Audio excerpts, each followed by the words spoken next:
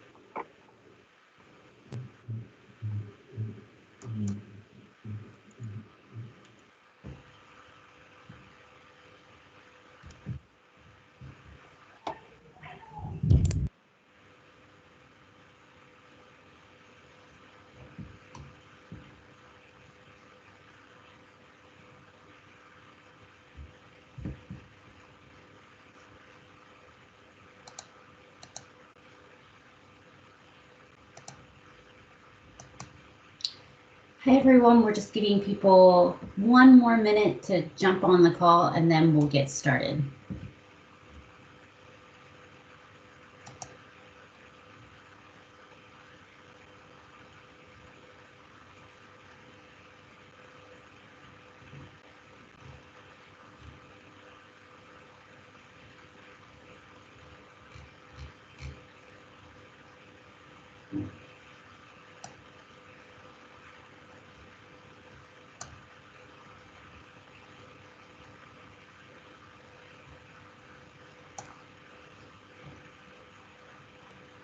All right, so first I just want to mention we're recording the meeting. If you have to jump off early or you have questions, feel free to reach out to us. We can make sure you get meeting minutes, or if you want to dig deeper into any of the topics today, feel free to email us at our email, dsp@pgn.com. We haven't done this in the past, but I think that it's probably best practice that we start off with a safety message. So March is Workplace Safety, Eye Safety Month. I know a lot of us are not working in the office right now, but it's still probably best practice to make sure we practice eye safety at homes. We're probably doing a lot of home projects, so please wear eye goggles or take the time to go get your vision checked if you need to do that. I also want to apologize for the delay in getting the presentation content out. I know we promised to get the content out earlier. The DRP team was actively involved in helping with the outages, and we were answering customer calls during that time, which delayed us getting the presentation together. So I want to apologize for that, and I also want to let you know that we will aim to get the content out earlier. I also want to thank everyone for partnering with us and taking the time to be here. I know it's really challenging to dedicate so much time to these types of meetings, especially because many of you are putting in long hours. You may have personal priorities such as homeschooling or taking care of loved ones, or you may be one of the many people who are struggling with COVID. And I just want to let you know that you are a significant part of PGE's DSP. We really appreciate you helping us with achieving the goals of the DSP and helping us make this more of an inclusive project for our customers and our community. And I will just say that we really do appreciate the creative out-of-box thinking, resourcefulness, and willingness that this team has shared and partnering with us. And we just want to encourage you to use this time to ask questions, give us ideas on how we should be approaching this. So know this meeting is intended to be fluid and collaborative. Feel free to introduce yourself in the chat or throw in any content you want us to talk about for this meeting or follow-up meetings. And also feel free to just interrupt us and speak up if you have questions. So with that, I'll just go over our agenda today. So we want to spend some time discussing our community engagement plan. We're going to show you examples of our baseline data. So currently we're pulling all of the baseline data together. We would like to just give a few examples of how we would hope to visualize the data for the report. We're going to give you an update on, oh, thank you. McKenna is telling me I haven't changed the slides. So thank you, McKenna. We want to give you an update on our approach for hosting capacity analysis, as well as our long-term plan approach. And then we're going to take a break. So the first session part of this meeting will focus on the plan guidelines. So basically what's required that we do in the DSP. The second portion is going to be diving deep into our forecasting of load growth and our DER adoption and EV adoption. That study is part of part 2 of the DSP, but we're doing the work now. So we want to share our approach and some draft results with the team today. And so with that, just want to point out where we are in the schedule. We're in our March meeting. And we will have, at the end of the slides, you'll see we have some topics prepared for April to discuss. So with that, I will kick it over to McKenna. Great. Hi, everyone. My name is McKenna. I work as a principal diversity consultant in our diversity, equity, and inclusion team here at PGE, and I use she, her, hers pronouns. So I'm excited to share with you all today an update on what we're doing with regards to community engagement.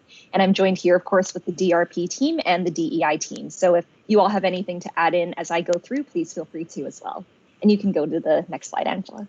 Okay, and real quick, McKenna, Nick, are you able to see the slides now? And sorry to call you out, Nick, but third of the chat if you need to. Hey, Angela, thanks. I was signing in via a browser this morning. This is an entirely selfish use of the time. Sorry for everybody. And I was having trouble. I just signed in via regular Teams, and I think I can figure things out from here. Thanks. I'm sure it's an issue on my end. Okay, we're on, so we emailed out the slides, and if you're following along with the slides, we'll just make sure to let you know what slide we're on. So we're moving on to slide 6 for those of you that cannot view the screen. Thanks, sorry. Yeah, no worries, Nick.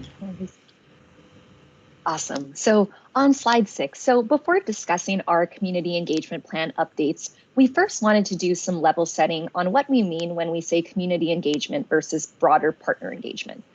So we wanted to level set on how we're currently defining and naming the types of engagement that we're employing. And so first starting on the left with community engagement.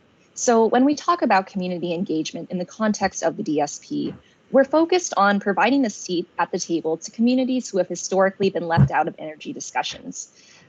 Community engagement in the context of the DSP, we're really focused on education and outreach to non-traditional stakeholders, specifically those who represent the environmental justice communities as defined by House Bill 2475, again, who have not been historically provided either procedural equity or access to OPUC processes. We want to understand from this engagement opportunities, impacts as it relates to DSP. And we'll also, of course, be providing a deeper update into what this work is shaping out to be in the slides ahead. Before then, we also wanted to discuss how we're seeing partner engagement, which differs from community engagement. So one thing before I go into the definition is important to note is that the partners listed on the screen are not intended to be exhaustive. It's only illustrative of, some of the partners that are meeting. And we also want to say that we recognize intersectionality exists. And so, there could be traditional stakeholders such as utility or customer advocates who are from communities of color. But as an institution through their work, they do have procedural access and equity and procedural access and energy and technical expertise available to them. So when we're talking about partner engagement, we're really referring to the folks who possess energy utility tech expertise, and those who are already existing. The other important is that the two types of engagement that we're speaking about, these are not isolated. So we'll find opportunities to connect these work streams, and we'll look for opportunities to share our learnings and have these work streams intersect as well. So now that we've level set on the different types of engagement and how they're defined, we'll now be transitioning into discussing our currently identified engagement channels on slide 7. Okay, so now that we went over our kind of engagement, our two different engagement buckets, so community engagement and partner engagement. So keeping this in mind, we now want to remind you all of the various engagement channels that are available to us to engage with our partners. These are some of the initial engagement channels that we've identified. And so going back to the community engagement work streams. So we will have 2 community engagement work streams as part of developing our community engagement plan.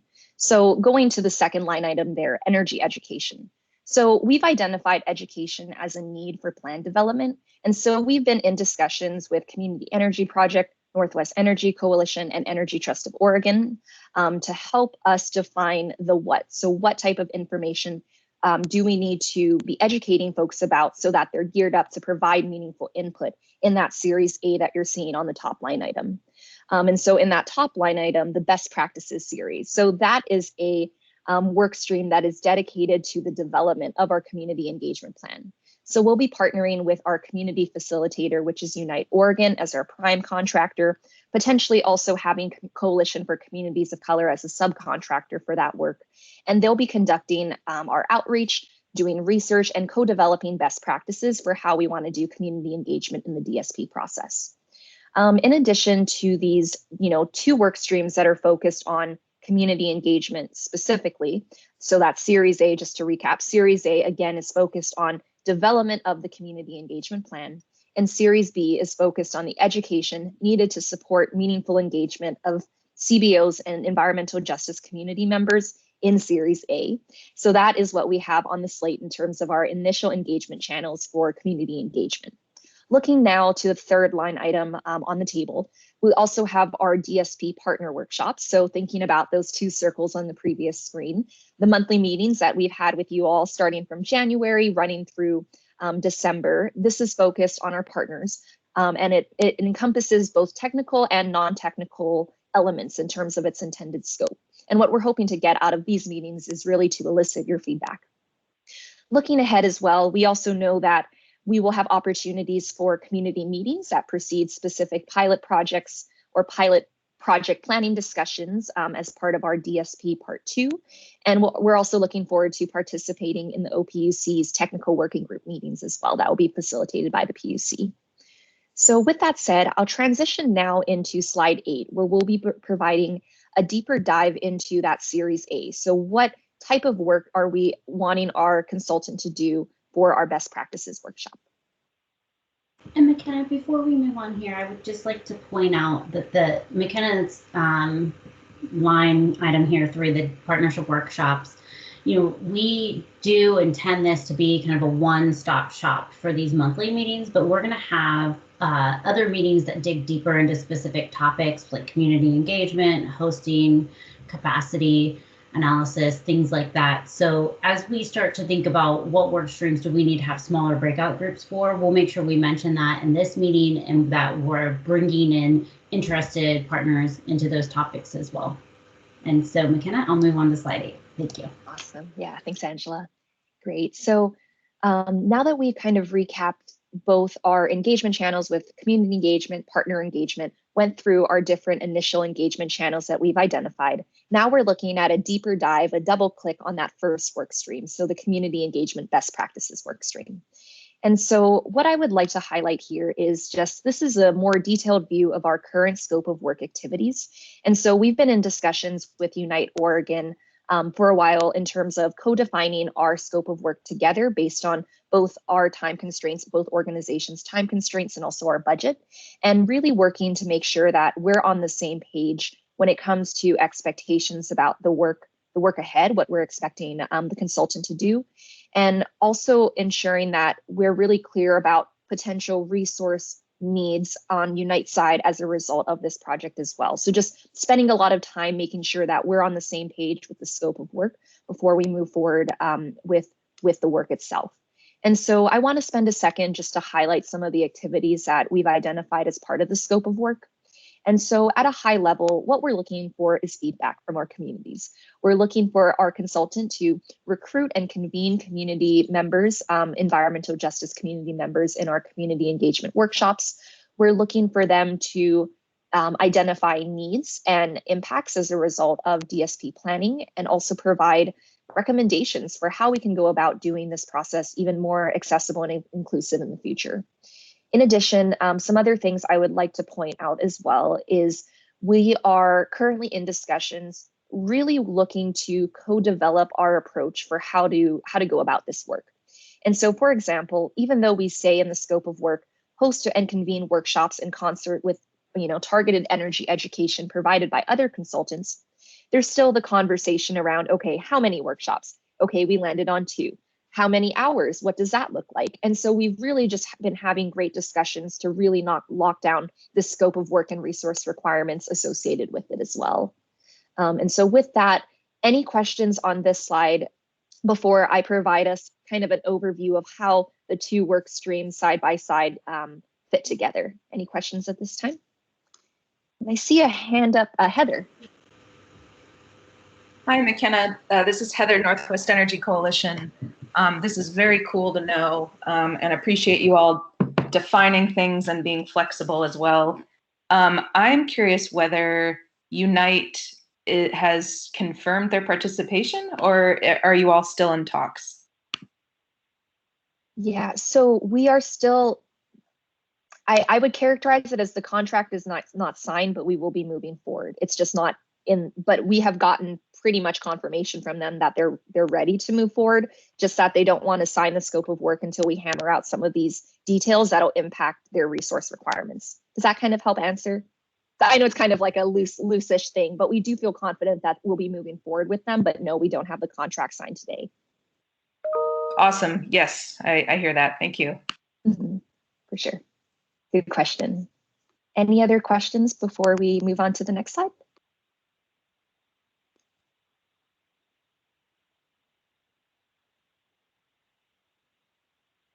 Okay, awesome. So just to recap, we are zooming out here.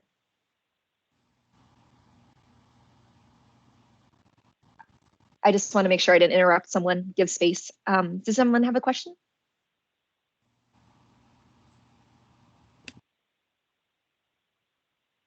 Okay, well, feel free to put it in the chat. If not, we'll make sure to get to it. So zooming out from a process perspective, what I shared with you all on the previous slides was the different work streams we had in place.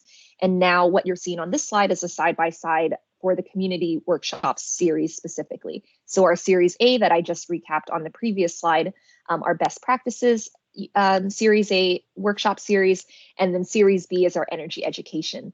And so just to highlight some things here, as I've mentioned before, so the intent of the energy education series is to support the best practices workshops, and the intent there is to really foster meaningful engagement. So folks have the context needed, the context and literacy to provide meaningful input in that series A.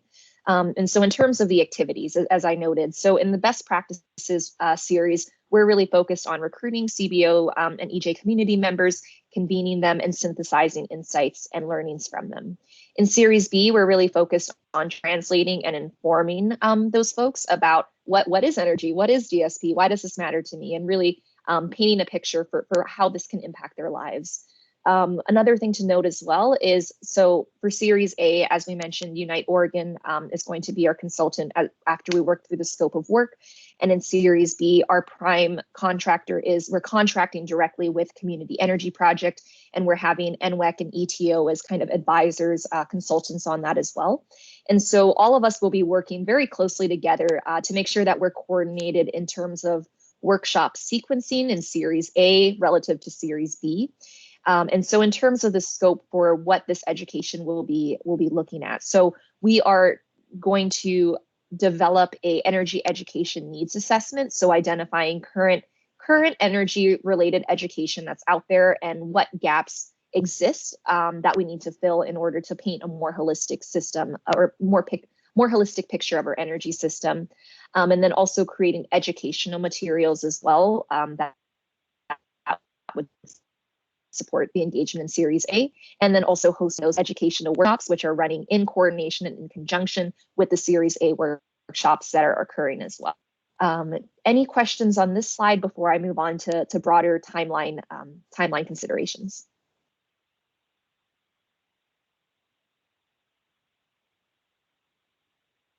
Okay, I don't see any questions. I think we can move on to perfect. Great. So in terms of timeline, we want to just, now that we've went over both our different types of engagement, so community engagement and partner engagement, we went through our different channels for engagement that we've currently identified, spent some additional time diving deeper on our scope of work and those 2 community engagement work streams. And now we're taking a step back to look at our community engagement calendar as a whole. And so we are still looking to have our community engagement facilitators secured in March. We are initially targeting to have them secured at the start of March. We're now running into mid-March, but still feeling confident that we'll have them secured shortly. We're looking to convene community once we have our consultant Unite Oregon on board. From roughly April to May, we want to present our draft community engagement plan to partners, and ultimately share our community engagement plan with you all at the monthly partners workshop in August as well. And this is a flexible timeline, but just what we have currently scheduled or we're thinking about for now. And another thing that we wanted to point out, we also wanted to share kind of some updates and learnings since starting this process as well. And so since our February workshop, we have shared the scope of work and reviewed it with our partners, both on the energy education front and then also on the main best practices workshop front as well. And so with that said, we've had some learnings from that process. And I think, those learnings include the acknowledgement that based on our conversations with partners, we don't really have the timeline to make our community engagement plan as excessive and exclusive as possible as we'd like it to be, just given the number of workshops that we can execute.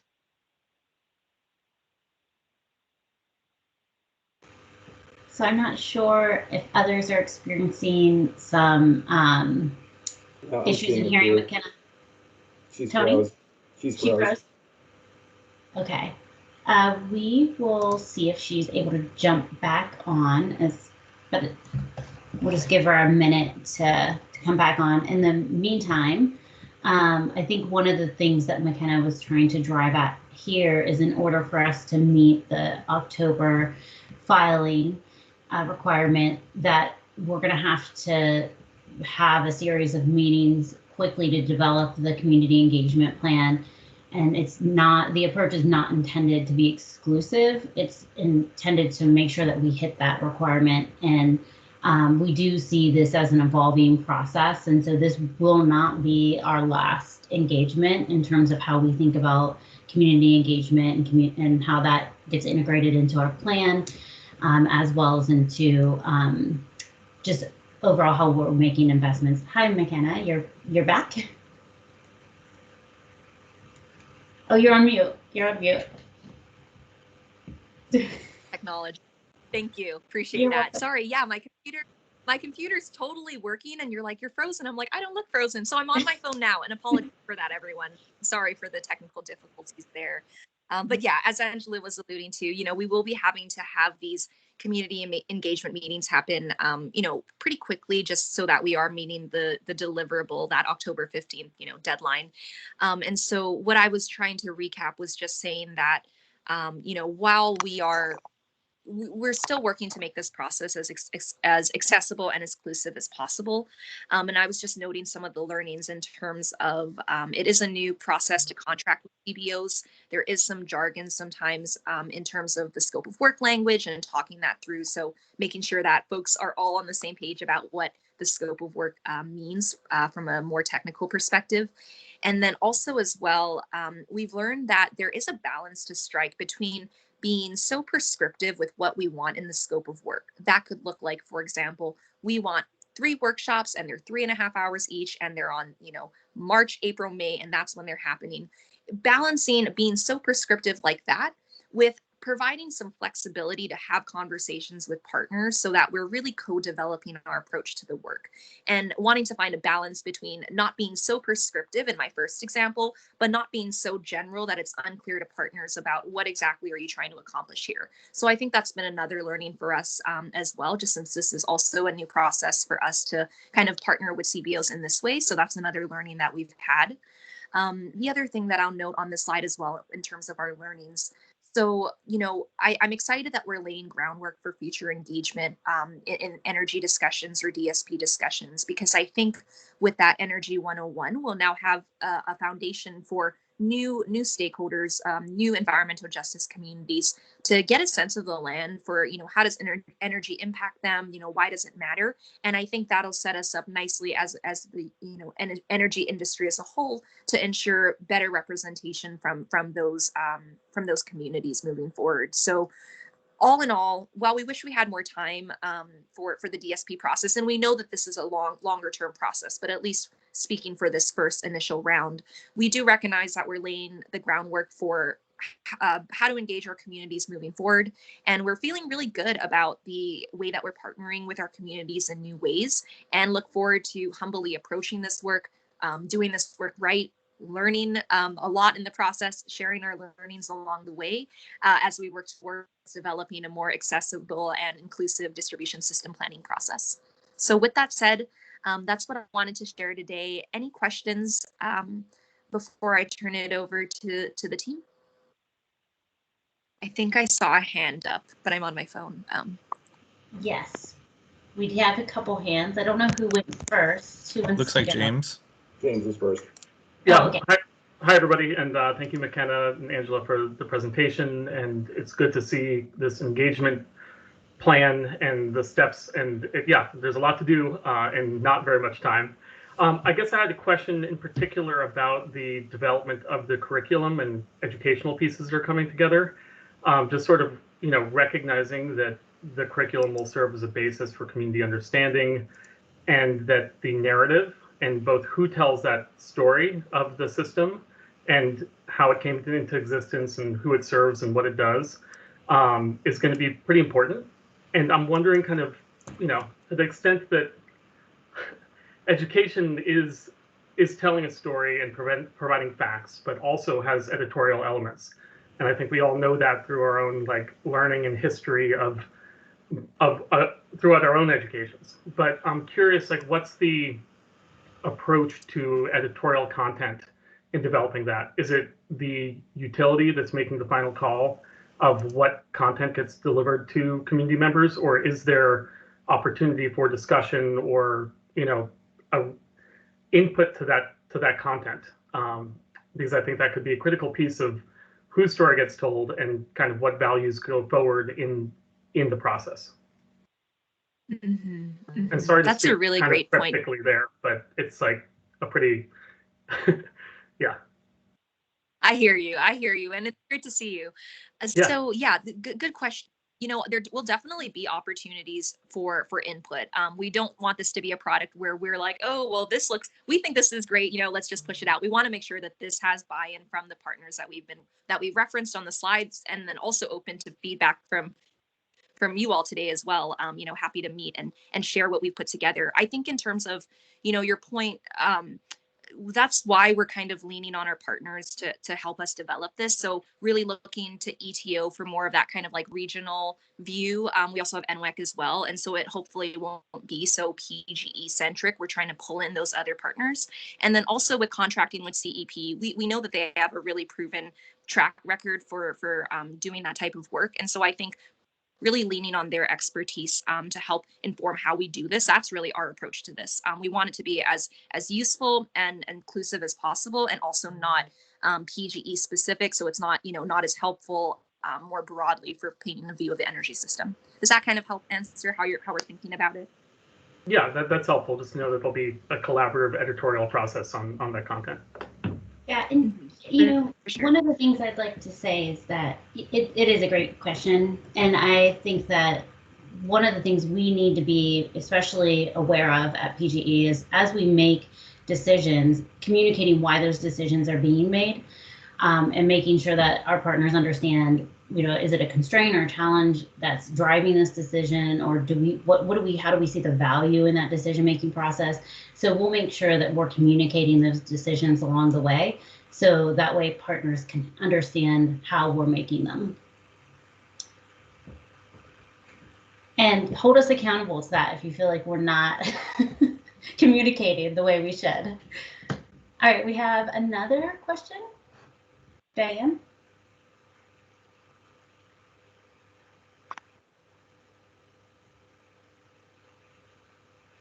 I think you might be on mute, Diane. Good. well, now I'll have a better, more concise comment. Thanks for this information. And I just wanted to acknowledge that we are in conversation with you all for small business utility advocates to learn how you see incorporating the small business community, this including the small commercial customers, but definitely a small business community, as that's part of the environmental justice communities. But even of its own, it's certainly impacted by this. So I imagine we'll continue the dialogue and talk more about that specific customer group. Yeah, thanks for that ad, Diane. Yeah, that's a great call out. Looking forward to it. Thanks.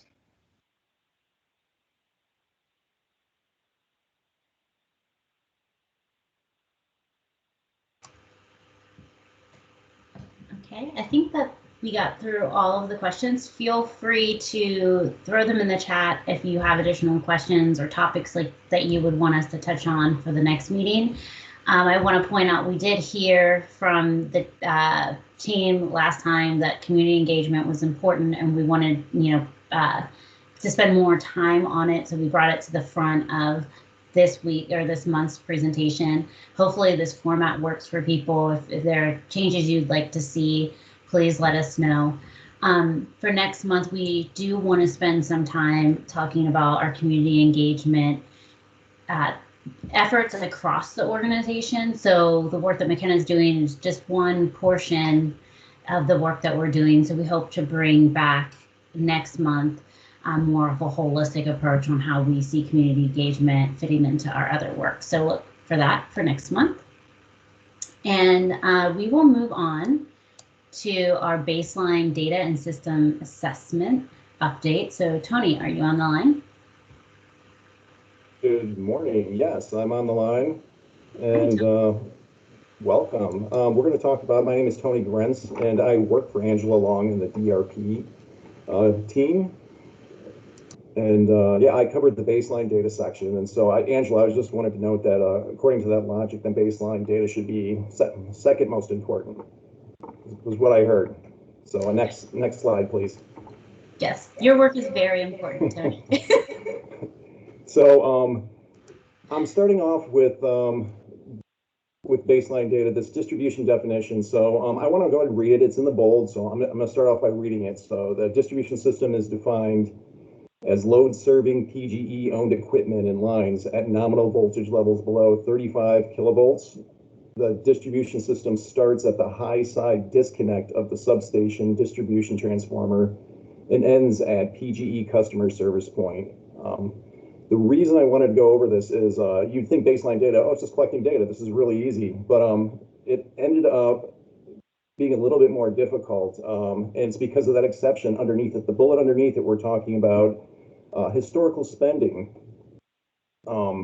They see it a little bit differently, and that's because of OPUC Order 19-400. They went through a reclassification of transmission and distribution. I think it was 2019. So yeah, it was a little bit difficult to get this definition. It was 5 departments, several weeks, and the outage was in between all this. But like the 5 departments, we consulted with distribution planning, transmission planning, corporate planning, which is our finance component, which is the one that brought up this definition like, hey, we're different, slightly different, real close though. Strategic asset management, which is our reliability metrics. And we also consulted with the system operators with the Advanced Distribution Management System, ADMS system. So we consulted with all of them to come up with this definition, and we wanted to share it with you. So this kind of slowed down my initial data gathering because this became, they couldn't gather the data until we defined exactly where the system is and where we draw the line and where we do the metrics. So it seemed easy, but this was a road bump we had to address. So next slide, please. And one thing, Tony, I'd like to highlight here is that establishing, we heard this from our partners last time, that establishing a definition for what the distribution system is was important. And so Tony, in his process of gathering data, found out that not only is it important externally, it's important internally as well. Yeah. So the balance here is because the baseline data and our system assessment data, goes across the board. Those data sets are pulled from a variety of different departments, from interconnection to distribution to finance. We just found that there were minor nuances. So coordinating across those departments, we were able to come up with a consistent definition for everything except how we view the financial data. So in the guidelines, we do have a requirement to provide 5 years of financial data related to the distribution system. And for that portion of the data set, we want to align with the OPUC's Order 19-400. So just a small nuance we want to point out here, that there's slight difference there, but for the rest of the data, we'll be consistent in our approach. And so with that, if anyone has questions, feel free to jump in and ask questions now before we get into our examples. And yeah, I was just going to add as well, that definition, it's how we do business. It's how we model and forecast, how engineering does it, gathers the metrics, reliability. So it really is truly how the engineers run the system. So in finance was slightly off. So that's another way of looking at it. I just wanted to point that out. Okay, so we have one question. It looks like I saw Stephen first and then Nick. First. Mm-hmm.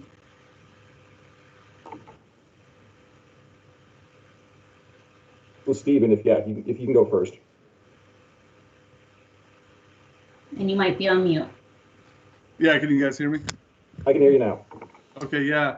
So this was an interesting slide to me, because this is what I was wondering, is this what stemmed the second portion of how you guys are evaluating load flexibility as well? Because it looks like you have a hard stop with DSP definition as soon as it gets to the meter itself. But there's a lot of stuff going on the other side of the meter that helps the distribution planning system and balancing and all that stuff. So is that, when I seen you guys added this next layer of load flexibility, is that what you guys are kind of trying to address as well? I would say we're just trying to define what PGE says a distribution system is to us. Now we will be including stuff beyond the meter, like we're trying to do water heaters, and Andy Iden can probably speak to this a little bit more into the Cadeo study. But there's other things, there's other factors, but from a PGE point of view, our ownership, what a distribution system is for PGE. Right. Yes. It's more of the ownership Yes. aspect. Another way to say it, Stephen, is we're trying to find the point at the substation in which the distribution begins and the transmission begins. Correct. So, Andy, you were going to say something? Yeah, Stephen, I was thinking the same thing as you brought that up, so thanks for bringing it up. I think this could be thought of as sort of a distribution system definition 1.0, sort of our entry point into conversations through this docket. Because I think there is that question of obviously there's a big focus on DERs in the guidelines. And so we recognize that we're trying to work with stakeholders and participants to understand what are the optimal investments on the distribution side and the customer side of the meter to sort of operate for maximal grid benefit. So I think this was sort of, because there is a lot of complexity in terms of how the grid and from generation to the customer has been segmented. And I think the team, Tony and his work to sort of go around and make sure everybody's, nominally okay with the definition, and spending some time on today, how do we sort of define this from the transmission distribution planning perspective? So I think we've yet to sort of wrestle with that, but it's a good point to bring up. Yeah, and I'm going to look into this order, because then, like you said, Angela, this is kind of the nuance between the pricing of both the distribution and the load flexibility as well, right? So this was a very interesting slide, and so thank you for outlining that. Thanks, guys. Yeah, and there is a link at the bottom that can get you to the order. And then keep in mind, the very last, the first paragraph at the last sentence, it says, with this in mind, this is evolving, this is the initial definition, so we are open to securing this and making sure it is secure. But as of right now, we have to make a stand saying we're calling this, and then let's have a discussion. Makes 100% sense. Thanks, guys. Next, we have Nick.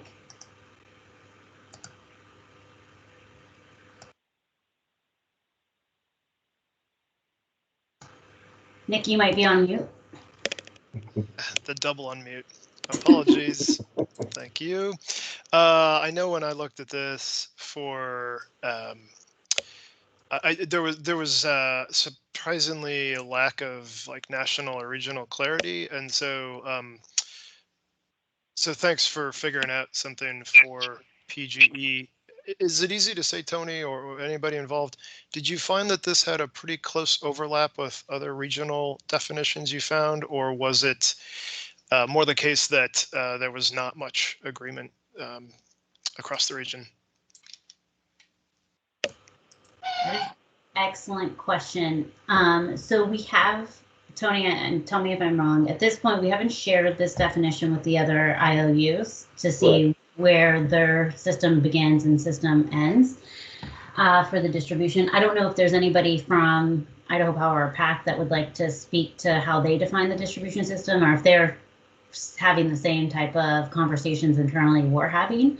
But I would open it up to those other IOUs to speak up. And Nick, I love the idea of having a conversation with them to see if we could align our definitions, because is that where you're thinking, like it would be useful to have one definition for all of us from a PUC perspective?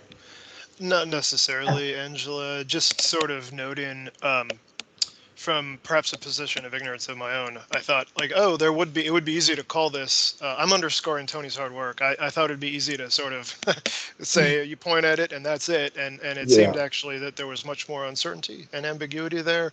And so I just wondered if in that homework, you guys had come across other reference points, resources, and if you'd found that in the end it was pretty closely aligned, or if you'd found, not necessarily with PAC or Idaho Power, but just Power Council, broadly speaking, other sources where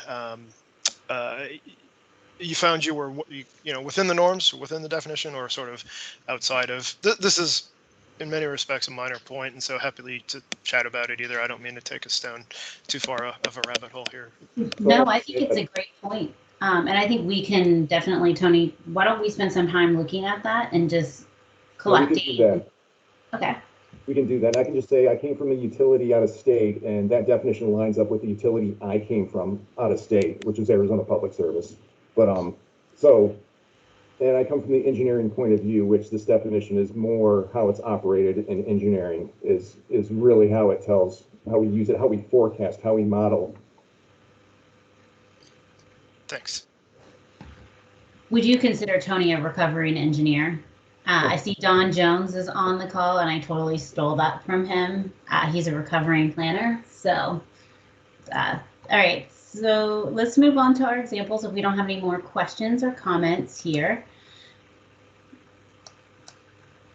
All right, go ahead, Tony.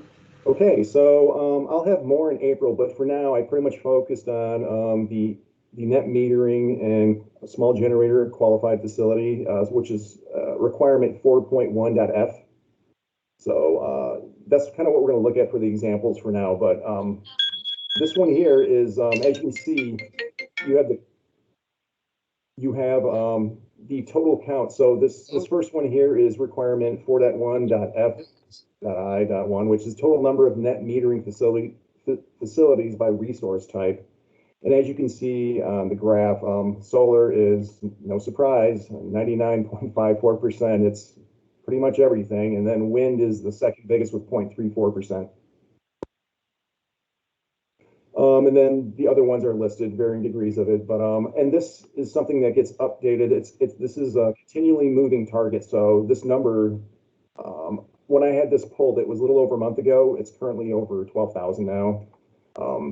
But to get an updated one, it takes about a week for them to crunch a couple different databases, format the data, and give me the spreadsheet back. So I haven't updated it yet. I will have a fresher update for the next April and May as well.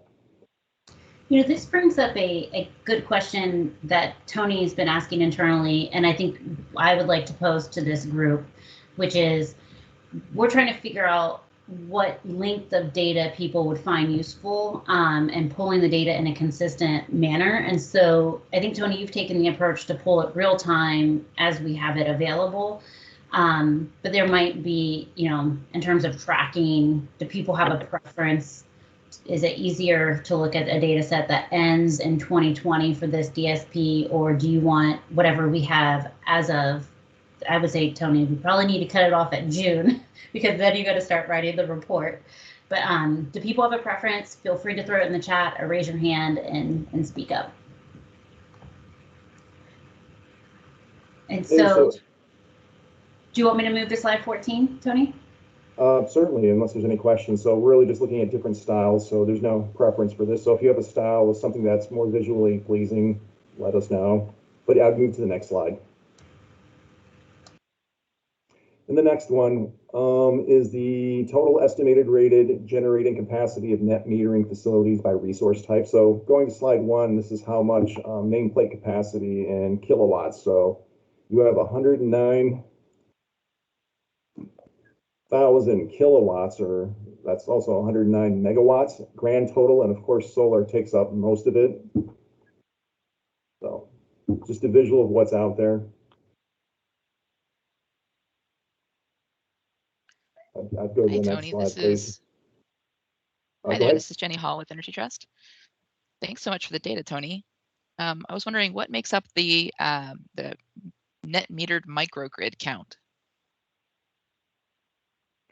That's something I would have to get more details on. I have to talk to our interconnections team and dig into that data a little bit more. So that's something I can take is that something you can put in the chat? Because I comb through the chat afterwards, and I'll make that as a parking lot item. I can get back to you on that. Definitely, thanks. Yeah, I kind of replied in the chat there. I think, Jenny, that I would imagine most of those, I haven't checked myself, but I would imagine most of those are our dispatchable standby generation customers. Plus, we have some solar and storage microgrid pilot projects that we've done, as you're aware, under House Bill 2193. And I guess those two would be just two of those, obviously, two customers with the Beaverton Public Safety Center. And then we have the Anderson Readiness Center. But the DSG participants, they are technically configured into a microgrid so they can safely island from the grid in the event of an outage and continue producing electricity for on-site consumption. So those advanced controls are part of the DSG program requirements. And those are diesel generators historically, and so we're working on. I think that program has sort of reached its cap, and we're working on changes under that design as customers seek to add more types of generation to those offerings. Thanks, Andy. Yeah, it shouldn't be the DSG. That wouldn't be net metered. Oh yeah, that sorry. Be a qualifying technology. But yeah, it would be great to get a little bit more clarity and also some clarity on how how PGE is thinking about the nameplate capacity. But I'll add that to the chat, Tony, for Great, you for thank later. you for that. Yeah, that'll make it easier to get a response. Fair point, Jenny. Thank you for calling me out for talking sideways. But that still holds true of DSG customers, just saying. Keeping you honest, Ann. So he was half right. Honest. I'm in between my first and second cup of coffee, so apologies. So Jenny, I'm checking with the team right now to see both on your question about microgrids, and then the other question you had was, can you repeat that? I'll throw it in the chat and I'll ask them that as well and try to get back to you during this meeting. Will do, thanks. Thanks. Okay, do you want me to go to slide 15, Tony? Yes, please. Okay, so the other side of the coin, small generator or qualified facilities. Yeah, 41 of them, all solar. So pretty easy graph.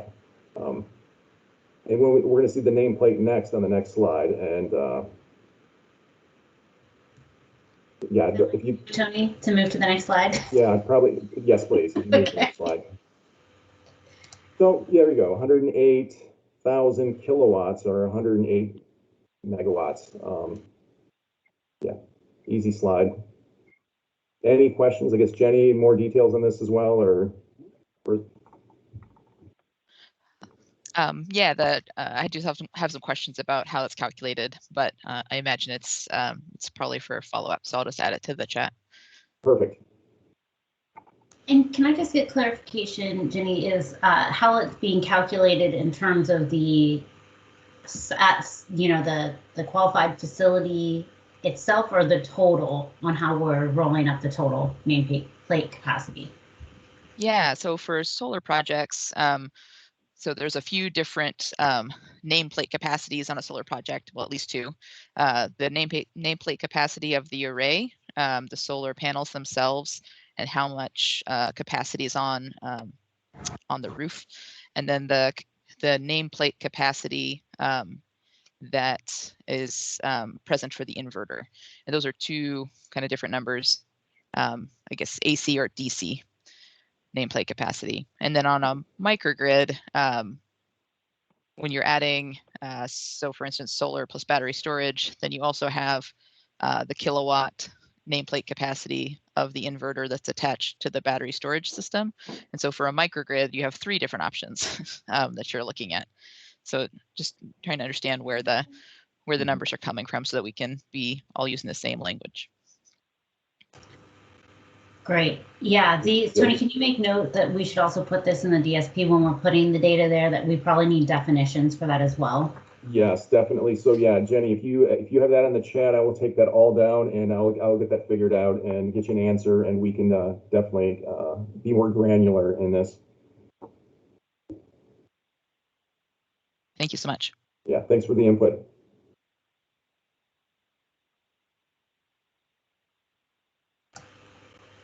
Great, and we have some other comments and questions in the chat. It looks like, Andy, you've been monitoring them. Is there anything we need to touch on before we move on to the next slide? Yeah, I think just people wanting, excited to dig deeper into some of these in future sessions.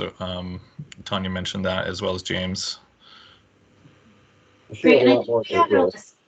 Tony, we have this, our goal is to collect all the data and be able to provide that in a longer session. Is that in April or May? That's in May. In May. We want to present it in May. So in April, I can show something like this, but maybe for all the requirements. And the feedback we have from this one, I can go maybe go a little bit deeper, and then I can hopefully have something for all the requirements to initially see it. Then I can incorporate that feedback hopefully in April, and then move that to May for the maybe final. This is kind of one more pass. Okay, so then today, the intent of today's meeting for our partners is to give us feedback on the visuals. If there's one that they particularly like, if there's additional ones that they would like, then you'll roll that into the May meeting. Correct. And if they want anything more granular, it's good to hear that input. Great. Okay, the next slide. And then these are basically the same slides that you looked at, but this is what's currently in the queue. Now, this is a month ago, the sheet that I have. The numbers have changed, but it gives you an idea of what we're looking at. So,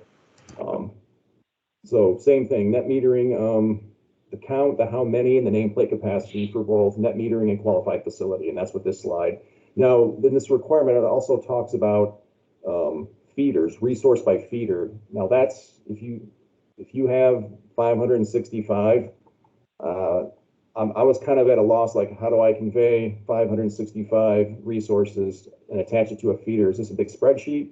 I wasn't quite sure, so I'm just throwing it out there. That's the one thing that's not shown on the slide by feeder because it's so large. But one thing that we're thinking about doing with that is incorporating Tony's data sets into the hosting capacity analysis map. So the work that Misty's doing to update our net metering map, we're working with GIS to figure out if there's ways to take these large data sets and put them on the map so it's easier to visualize versus having big, huge spreadsheets.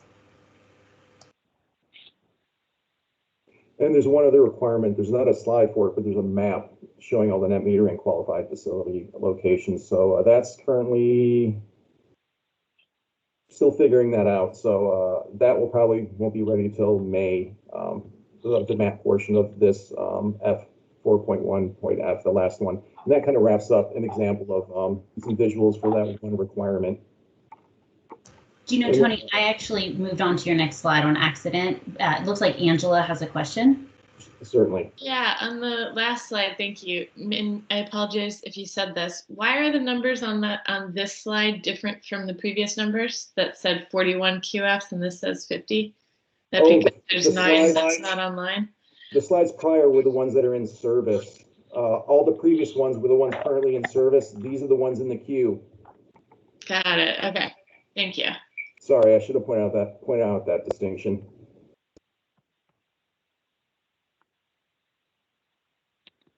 Great. Any other questions? Then I would move to the next slide, please.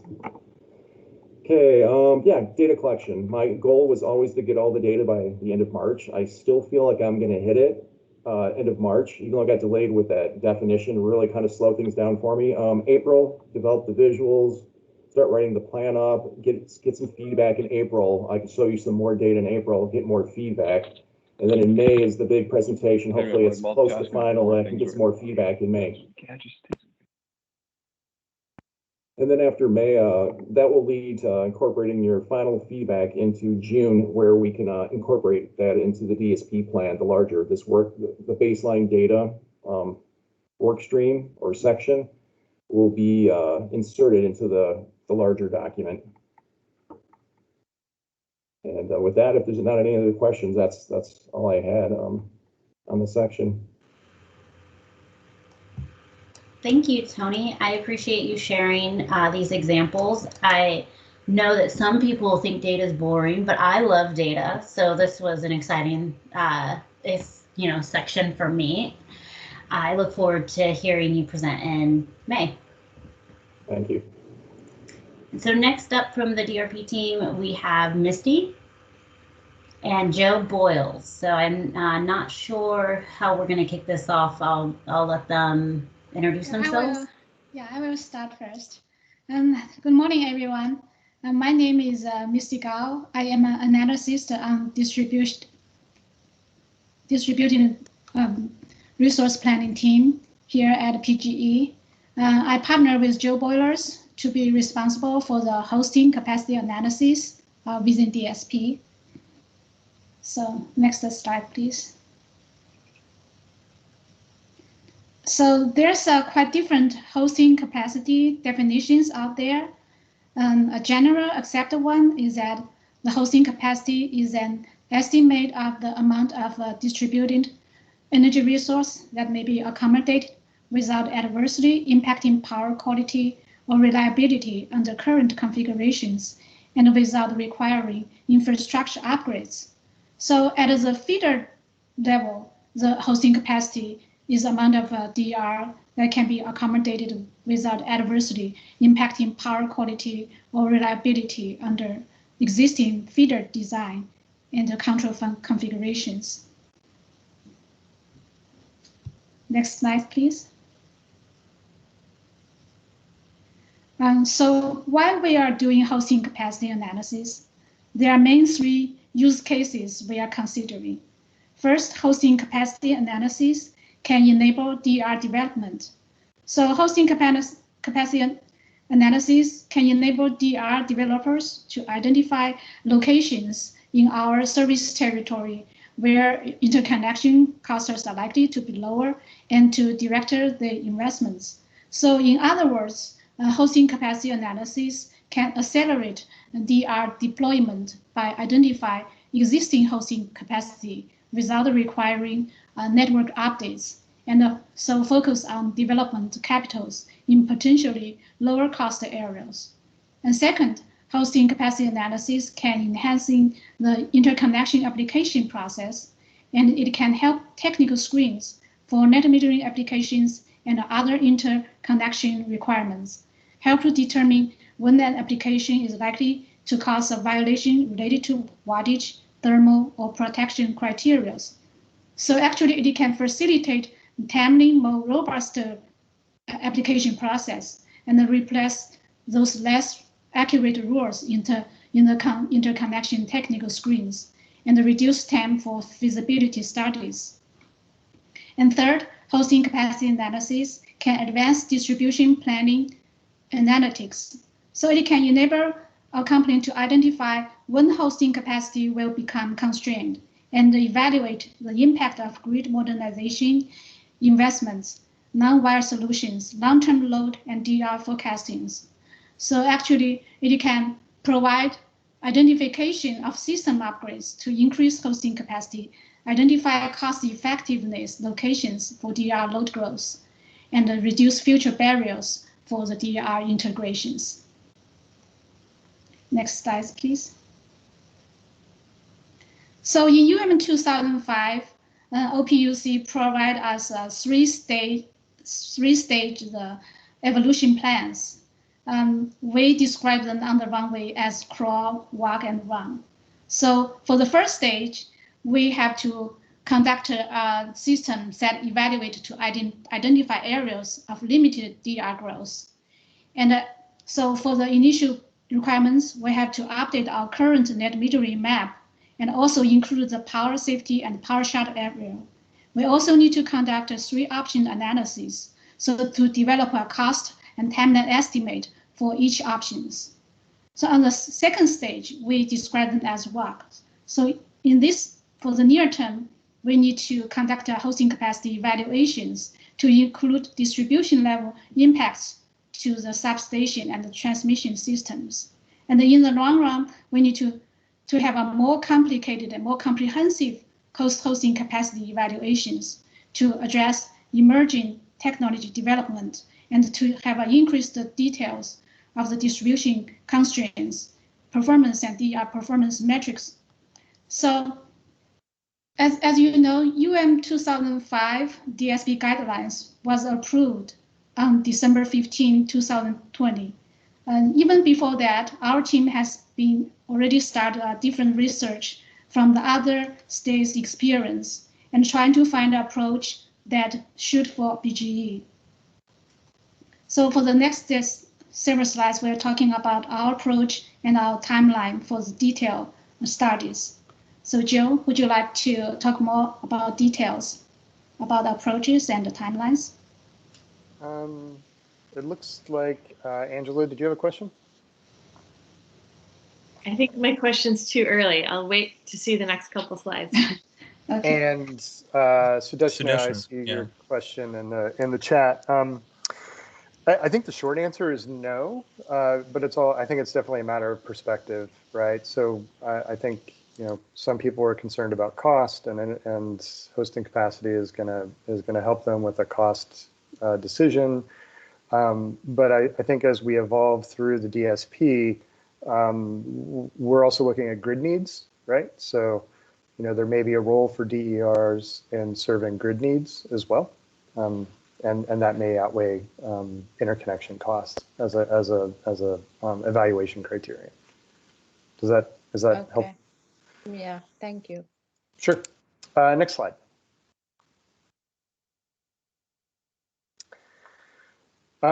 So building on what basically we've already been saying in the course of today's conversation, we're really focused on enabling decision making, and that's decision making from a developer or external third-party perspective, and decision making internally from a distribution planning perspective. Focusing on DER readiness, right? So our ability to support DER integration, and basing that on the known distribution system characteristics. And we'll get a little bit into that in the next couple of slides. As we think about moving forward and you consider like Tony's slides and presenting the information and trying to get a handle on what is going to provide the most value, we want to get something in front of stakeholders as quickly as possible so we can get feedback. Right, I think we as the utility have a perspective and have a sense of what we think will be valuable. So we want to make sure we get that in front of people as soon as possible, and then have a conversation about it to figure out either, you know, improve that, revise it, do what we need to get the most value out of the information we can provide, and evolving. Right. So Misty talked a little bit about the advancement of hosting capacity analysis, basically getting more granular in the level of information we're able to provide, as well as more granular in terms of time frame. So rather than doing something on an annual basis, doing something more frequently, so that we can provide information that's as near to the decision making as possible. Major inputs. Obviously, the DSP requirements, with the, I think the ultimate objective at the end of this phase of the DSP is to provide an options analysis that communicates to stakeholders in the PUC what it would take to evolve the DSP, as well as, or the hosting capacity analysis, as well as what we think is a good starting point. So what is our recommendation, right? So that's what we want. That's what we hope to achieve by the end of this phase of the DSP. Incorporating other states' experiences, there's a lot to build on, right? So a few states, you know, we keep mentioning like New York, Minnesota, Hawaii, California as examples of states that have gone down the hosting capacity path, have a couple more years experience than we do. So we intend to engage them and figure out how to leverage what they've learned. And then there are PGE capabilities. One thing that sticks out is, and I included it in Evolve bullet here, but the availability of our advanced distribution management system and a distributed energy resource management system, so that we can more effectively communicate with devices in the field, as well as gather information, right? So a lot of this stuff right now is being done manually, in a relatively brute force method of gathering data and assembling it for analyses on an ad hoc basis, like with an interconnection request. And we want to make that more routine, right? So the data needs to be more readily available and packaged in a way that we can consume it internally so that we can provide analyses basically more simply to external parties. If there are any questions, go ahead and move to the next slide. Talk a little bit about how we're going to get there. And we're on slide 24 for those of you that are tracking. So from a timeline perspective, we're basically going to spend the next few months processing internally. So figuring out how to assemble the data we need in order to provide an answer to the requirements that are in the DSP, primarily that being DER constrained areas and a plan for conducting hosting capacity analysis. We're going to look to provide opportunities to get feedback in the June timeframe and take that feedback as an input to developing our hosting capacity report in the July timeframe, right? And then we can do an internal review, and then we can provide opportunity to do an external review. And I'm going to drill down a little bit on this in the next slide. And Joe, did you mention, and maybe I missed this, that we do want to have I think you mentioned this maybe in the last meeting too, a technical work group that digs deeper into hosting capacity, and we hope to leverage the OPUC's technical work groups in some of those conversations as well. Perfect segue. Oh, sorry about that, Joe. Yeah. So, like I said, drilling down into the beginning of that timeline, you know, how are we going to assemble data, and how are we going to get to a point where we can provide something for people to consume and provide feedback on? So building on our net metering map, and that was kind of brought up in the DSP as a good baseline or kind of a minimum requirement. Our net metering map today, published on the PG's external website, enables an individual to enter their address and identify whether or not they're on a generation limited feeder. And that generation limited feeder is just a way of us saying, we probably can't add more DERs to this service line without doing some level of upgrades, right? Whether that's, you know, upgrades to the line itself or upgrades at the substation, right? So we have additional generation limited feeder information that comes in the form of daytime minimum load. So we're basically looking to identify additional system characteristics like daytime minimum load or substation location, substation protection availability, so that we can expand the use of our current net metering map, right? So we want to basically add additional characteristics to that map, put it in a prototype format so that it can be reviewed, and then provide that to our, you know, kind of newly forming technical working group to get some quick feedback. And we want to go through a couple iterations of getting that feedback so that we can get to that kind of minimum viable product, you know, get some input on what we think is a good representation of data on a map, and then publish that to a broader stakeholder audience, like this audience on the call, to get additional feedback. And we wouldn't consider that hosting capacity analysis, I'm referring to that as DER readiness, and it maps more accurately to the requirement, which is we're providing an evaluation of areas of limited DER growth, or where we have limited ability to add DERs. But that also means it provides information about where we actually do have capacity to add DERs. I saw a couple questions. Tanya, were you first? Thanks, Joe. Looks like you guys are making good progress on this stuff. One issue I just want to bring up with regards to this hosting capacity analysis, it might come up in your future slides, or it might just be somewhere ahead of the little blue scooter, but to note and put on the bike rack if necessary, is, I know one of the calculations around hosting capacity is looking at, particularly as we look at building electrification, which in my mind also encompasses vehicle and transportation electrification, since those chargers are often behind the meter, that when the utility is calculating the load, you're looking at the, let's say even if there were a microgrid controller or some type of building level controls, the modeling is assuming that those controls fail and that you have the you have the highest peaks and the lowest troughs from solar backfeed or vehicle charging or the electrification of, say, heating and cooling in behind the meter. And I just want to sort of make a bookmark that I don't know if that's going to continue to be a very completely accurate assumption. And I just want to point out to this group again, as a bike rack, that PG&E, I believe it was did approve for large commercial customers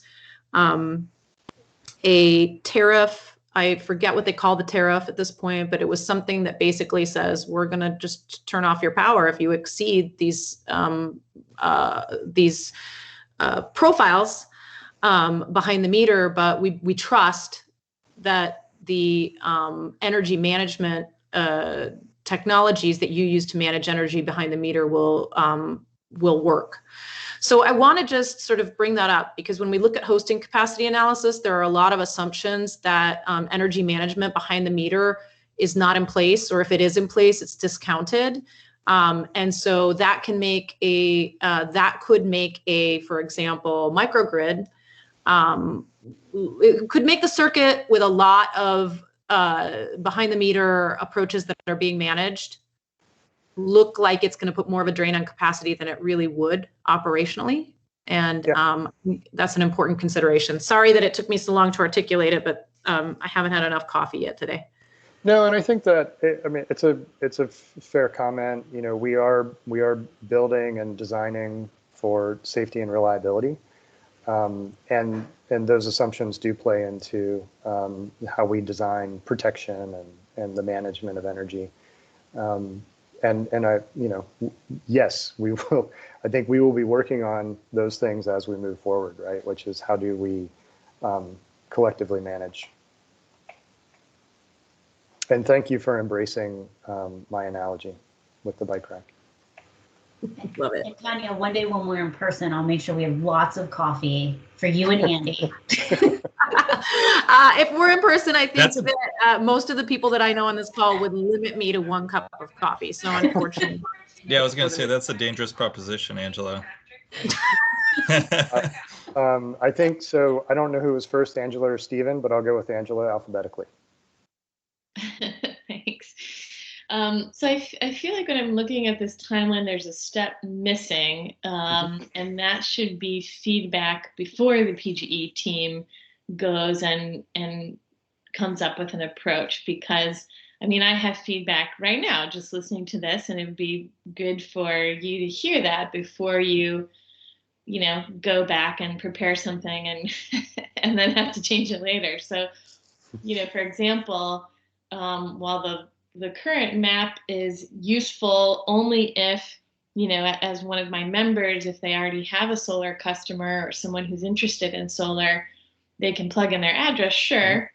But it'd be better if they knew, instead of the current map has a pretty big area that's shaded different colors, it'd be better if they knew which feeders are we talking about with Sure. exact addresses? What substations are the problem? It'd be good to have more granular detail available so they know, what neighborhood, for example, or something to stay away from. So I don't want to give away the or get ahead of ourselves, get out over our skis here. But there is, and you may be familiar with it. There's a set of PG distribution data that is available through OASIS. So the public forum for that. I mean, that's not super accessible to your average solar installer. Right, but if we put that on a map, then Yes, it might be. put that on the map. That would be excellent. So if you think about, maybe the hurdles that we face to provide, and I think Tony alluded to this a little bit, but getting data in front of external stakeholders is a process, right?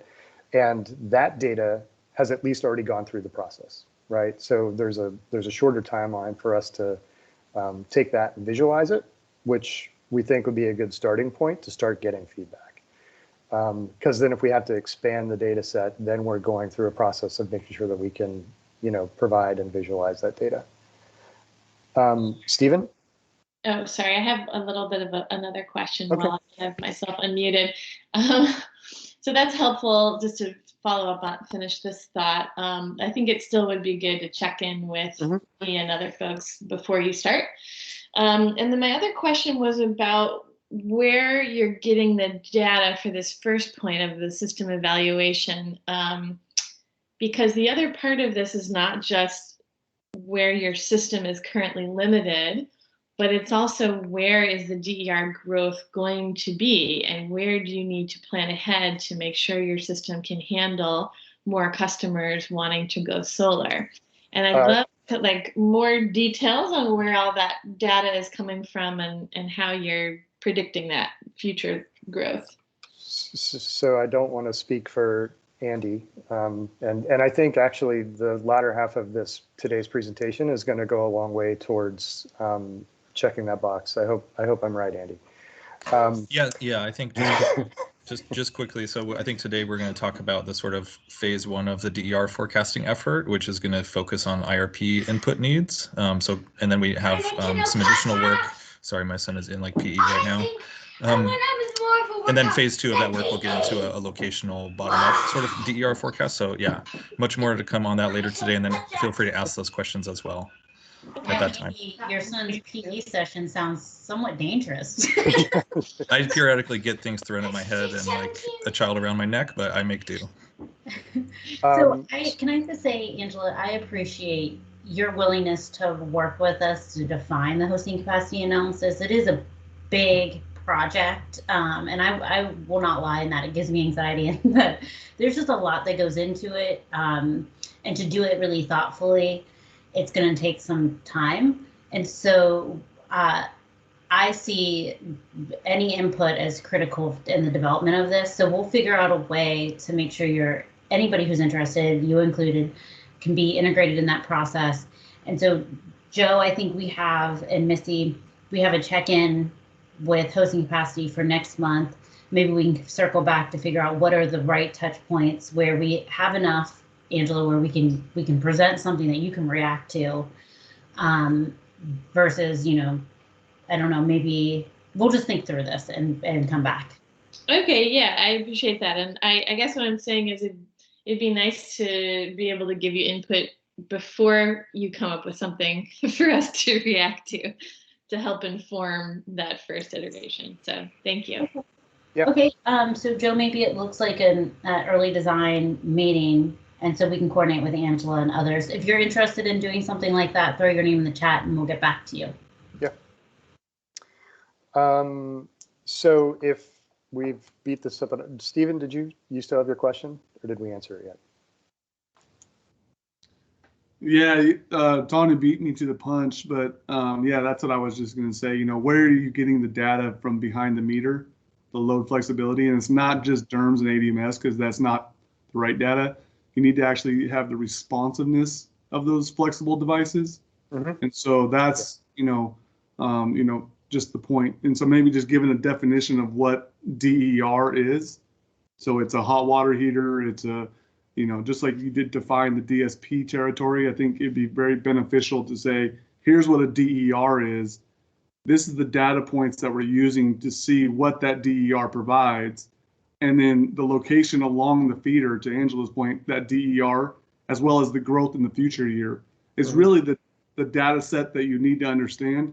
And so I'm happy to jump in and help with that. Thank you. Cool. And Stephen, I would just say that for the purposes of the DSP, we'll align with the OPUC's definition of DERs, which is in the guidelines. And so it's in the footnote, I believe, in the appendix, but we can find it for you if you'd like it. Yeah, because, okay.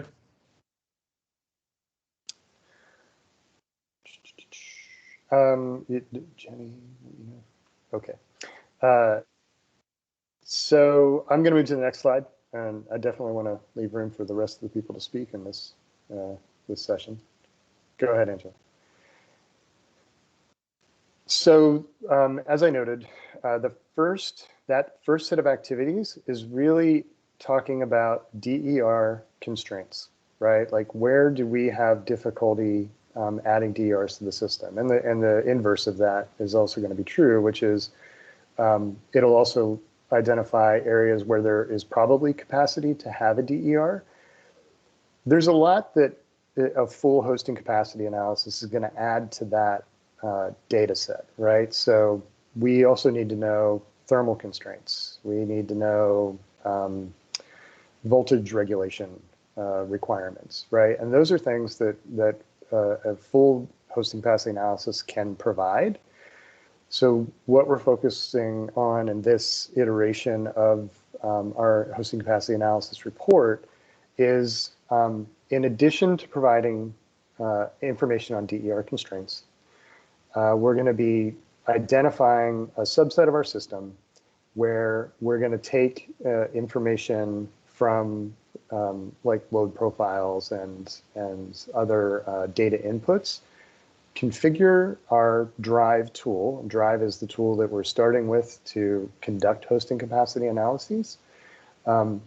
Make sure we have that tool configured appropriately to conduct an analysis, execute that analysis on a limited set of service lines or feeders, then evaluate the results. And I noted this in red, just like on the previous slide, that we intend to provide those results to either the technical working group or maybe the larger audience, depending on how easily they can be consumed, to get feedback on what that initial hosting capacity analysis looks like. And then develop a plan to actually execute our initial hosting capacity analysis. So again, through the spring and summer, looking to develop our approach, get some feedback, and then develop a plan. And Angela, maybe to talk a little bit more about your the question you raised about grid investments. Phase 2 of the DSP includes that grid needs identification and solution development phase, and we intend for the hosting capacity analysis to be an input to that process, right? So in phase 2 of DSP development, we'll be tying together hosting capacity analysis and the grid investment decision-making process. And I think that's all I had. Thank you, Joe and Misty. I appreciate you taking the time to present, and I have a couple of notes for us to follow up on in this section. We're a little bit over time right now, so we'll jump into the long-term plan update, and then we'll take a quick break and get into the DER potential assessment. And Nahit, would you like to introduce yourself? Yeah, thank you, Angela. Hi, everyone. My name is Nahit Shah. I am a senior analyst with the DRP team, and I will be walking you through the long-term plan update portion. So we are going to first focus on our thought process and approach, and then get into some of the work that we are doing. So starting with the thought process here, PG's approach to the long-term plan is to develop a vision that sort of we as a society kind of align on.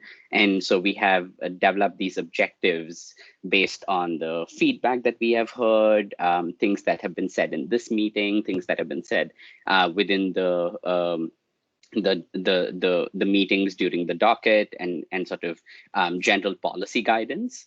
And then what we have also done is understood that based on all of this, what are the constraints or what are the challenges from sort of unleashing DERs or modernizing the grid in a way that sort of helps us reach these objectives.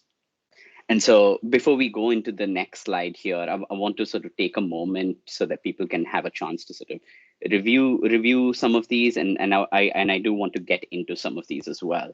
So getting into some of these objectives, I think there is a great amount of correlation and general understanding that these objectives are more or less what folks want. However, if there are objectives that you think aren't sort of represented here, and just know that these are sort of first order objectives, so there might be other objectives that are kind of dependent on these.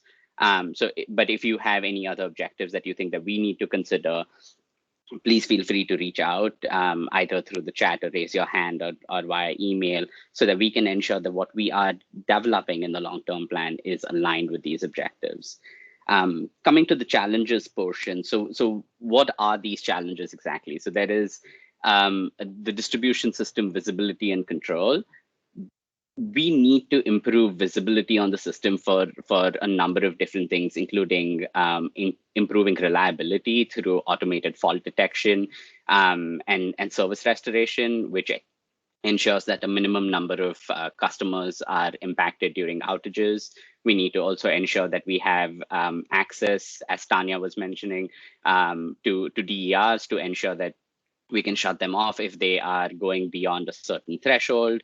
And we need to ensure that we have a system that can be operated in a manner that accommodates all the different DERs that are listed within the DSP. The planning tools aspect of the challenge focuses on the fact that if we are going to set up a system that has a greater degree of visibility and control, we need to have advanced planning tools that allow us to maximize the utilization of that future grid. And so keeping that in mind, we need to ensure that our work on the planning side of things is happening in parallel while we are creating distribution system visibility and control. Underlying all of this is a data and analytics piece and the current regulatory structure, both of which need to sort of evolve over time as a way to ensure that we are catalyzing our movement to these objectives. I believe there are a couple of questions. Fred. Hi, everybody. Not really a question, but a comment, if that's okay. One thing I would say, since we began this the docket a while back, and then started to get the process going here, but in the meantime we've had PG in particular has had two really severe events happen: the wildfires in September and then the ice storm last month. I think this a lot of us have been thinking about resilience, and maybe not very specifically with relation to the DSP process. But I think that challenge is now on the table, and I don't want to, completely sidetrack the discussion because it's one system, and this is a new challenge or opportunity, if you want to put it. The way I've been saying it is, we need to protect the grid from nature, and we need to protect nature from the grid. And so I think just necessarily we're going to probably want to start talking a bit more, not just about distribution system planning in terms of expanding the capabilities of the distribution system, what I've been calling the carrying capacity, the ability to do more of a two-way, people talk, it's not really two-way, but a two-way grid and all the benefits of that. But also, how does distribution system planning relate to call it hardening or, creating a more resilient distribution system that also takes advantage of that expanded capability that we're talking about doing. Just one example, if you have, a two-way communication with customers, in effect, in their equipment, what if you have customers who then have sensors that are valuable for watching the situation where an oncoming extreme event, weather stations or other kinds of analytics, and how we put those things together going forward.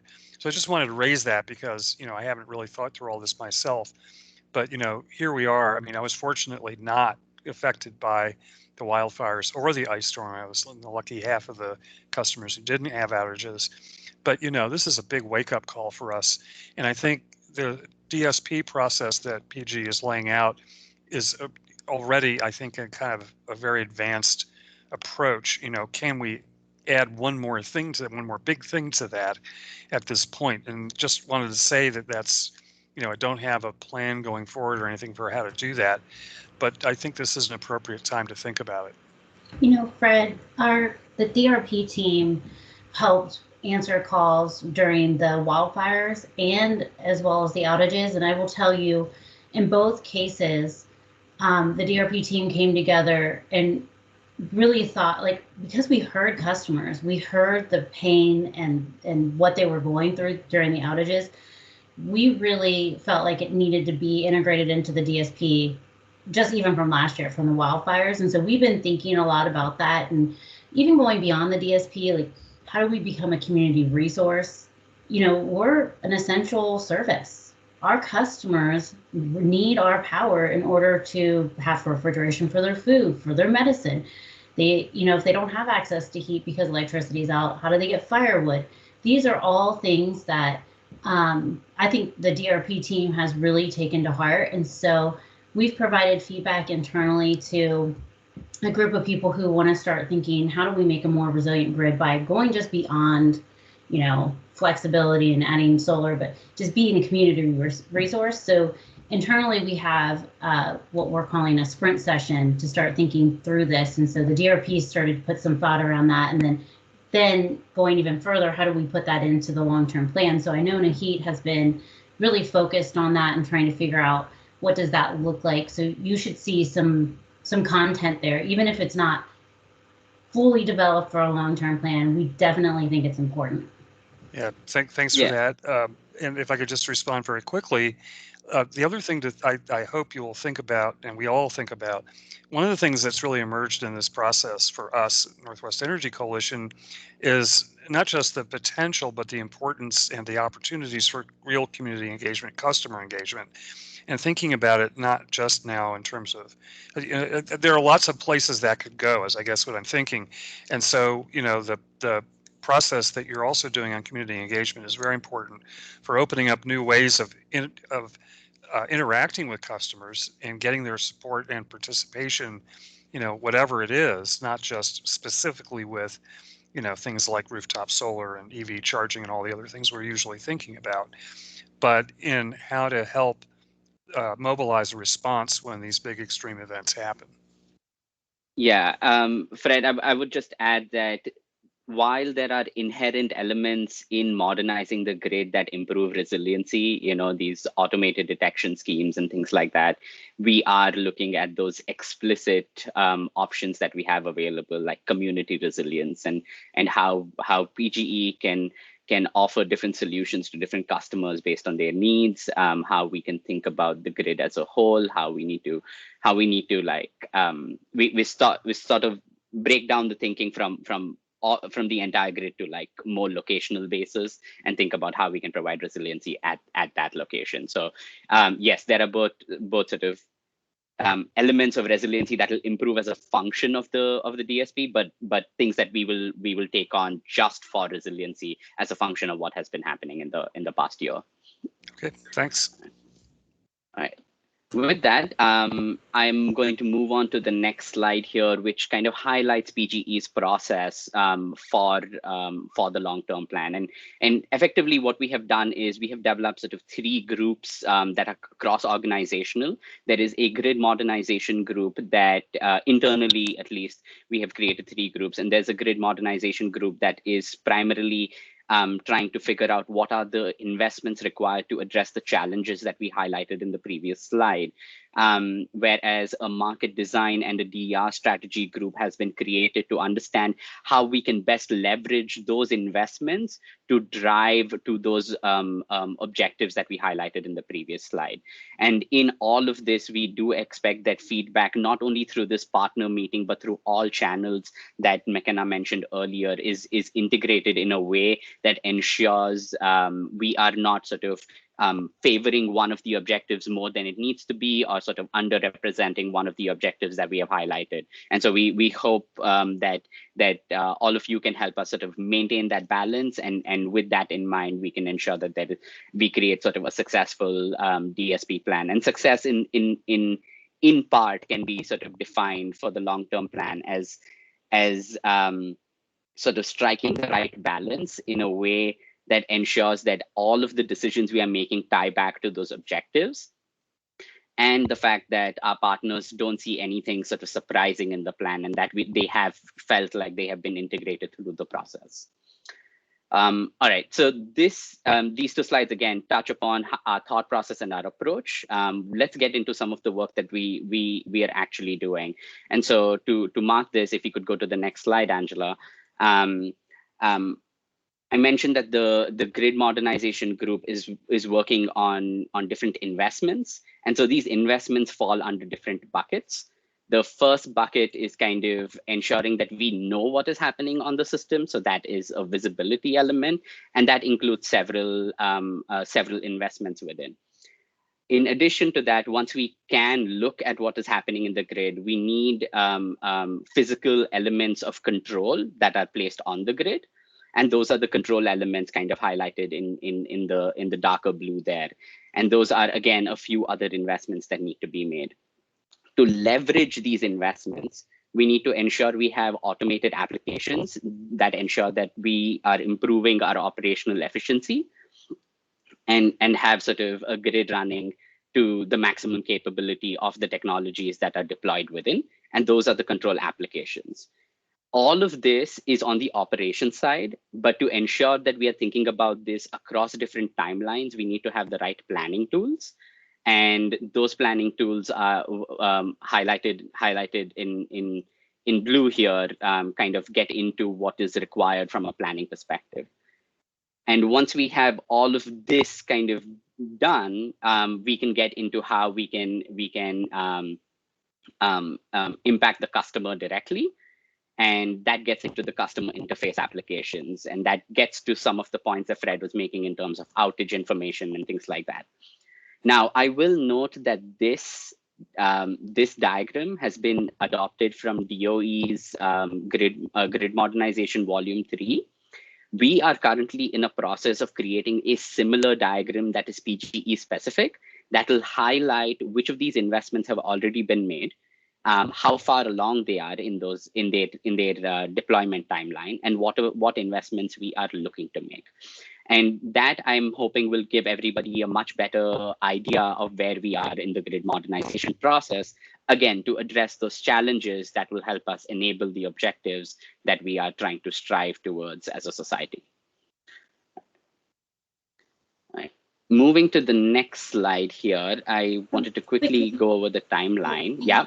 Can I just jump in and say, he's using this as the starting point for how we're going to approach the long-term plan, but we're definitely open to other frameworks. I know he's looked across, nationally, what are some of the best practices for modernizing the grid and long-term strategies. We've settled on this as a starting point, but we're open to ideas. So feel free to throw those in the chat, or send an email to us and we can follow up with you. So moving on to the timeline. Yeah, so our hope here is that we through these meetings, we are constantly able to receive bits of feedback. What Fred said today will definitely become a larger part of the plan as we move forward. And now we know that our stakeholders also want us to think about this, and so we will be more cognizant of that. And what we are expecting is that through May we have these sort of smaller discussions. And then in June is when we will sort of go back and put everything together, and then come back in July with sort of a more concrete plan. And that is when we have sort of a dedicated session towards for the long-term plan, where people can provide more comprehensive feedback, and then we iterate through that, and we have updates in August with the aim that we can move into final documentation and review and filing in September and October. Right. With that, I do want to conclude with I do want to conclude with how we have been learning, and I want to make sure that we aren't sort of learning in isolation. I think staff has definitely mentioned how the DSP, at least this round of the DSP, is a process through which all of us are going to learn together. And in addition to the workshops that staff put together in I think a couple years back, which have been very helpful. There have been some best practices, national best practices provided by the DOE and some of the national labs, not to mention some of the experience on the other utilities. And I think Joe touched on this as well, that we want to look at what they have done. We want to understand how, what pitfalls were there, what learnings they have had, and then try to deliver the best product we can to our customers. And with that, Angela, I think I can hand it back to you unless there are any questions. Thank you, Nahit. I'm very excited about the work that you're doing there. And just for, showing Nahit's timeline, I just want to point out, he will be checking back in regularly in the monthly meetings. So we're carving out time to, even if it's a 5-minute update, for people to come back and share what they're working on. So look forward to that in April. I want to be respectful of people's time. The CADEO study, we have a lot of content there. I think it's going to be exciting. CADEO is going to show their platform and some draft results. But for those of you that may not have interest in that or the time to stay in that meeting, I'm just going to quickly touch on future agenda topics. So like I said before, we're going to try to have the same format in April's meeting where we touch on the guidelines. We're going to come back and share draft results of the CADEO study or updated results. Then we will show some analysis that we've been doing on the non-wires space. And then I also heard possibly, bringing in ADMS and DERMS in the next meeting. So we'll add to this agenda, look for a modified agenda going forward as we take the feedback that we heard in this meeting. Just as a reminder, our next meeting, I believe it's April 13th. Is that right, Tony? You might know. I believe it's April 14th. April 14th. So we'll meet then. We're going to take a short break, 5-minute break, come back a little after 10:45, and then start off with the CADEO study. And if you're able to stay on, we're really excited to show you some of the potential of DERs in our service territory. So with that, let's take a quick break and we'll see you guys in 5 minutes.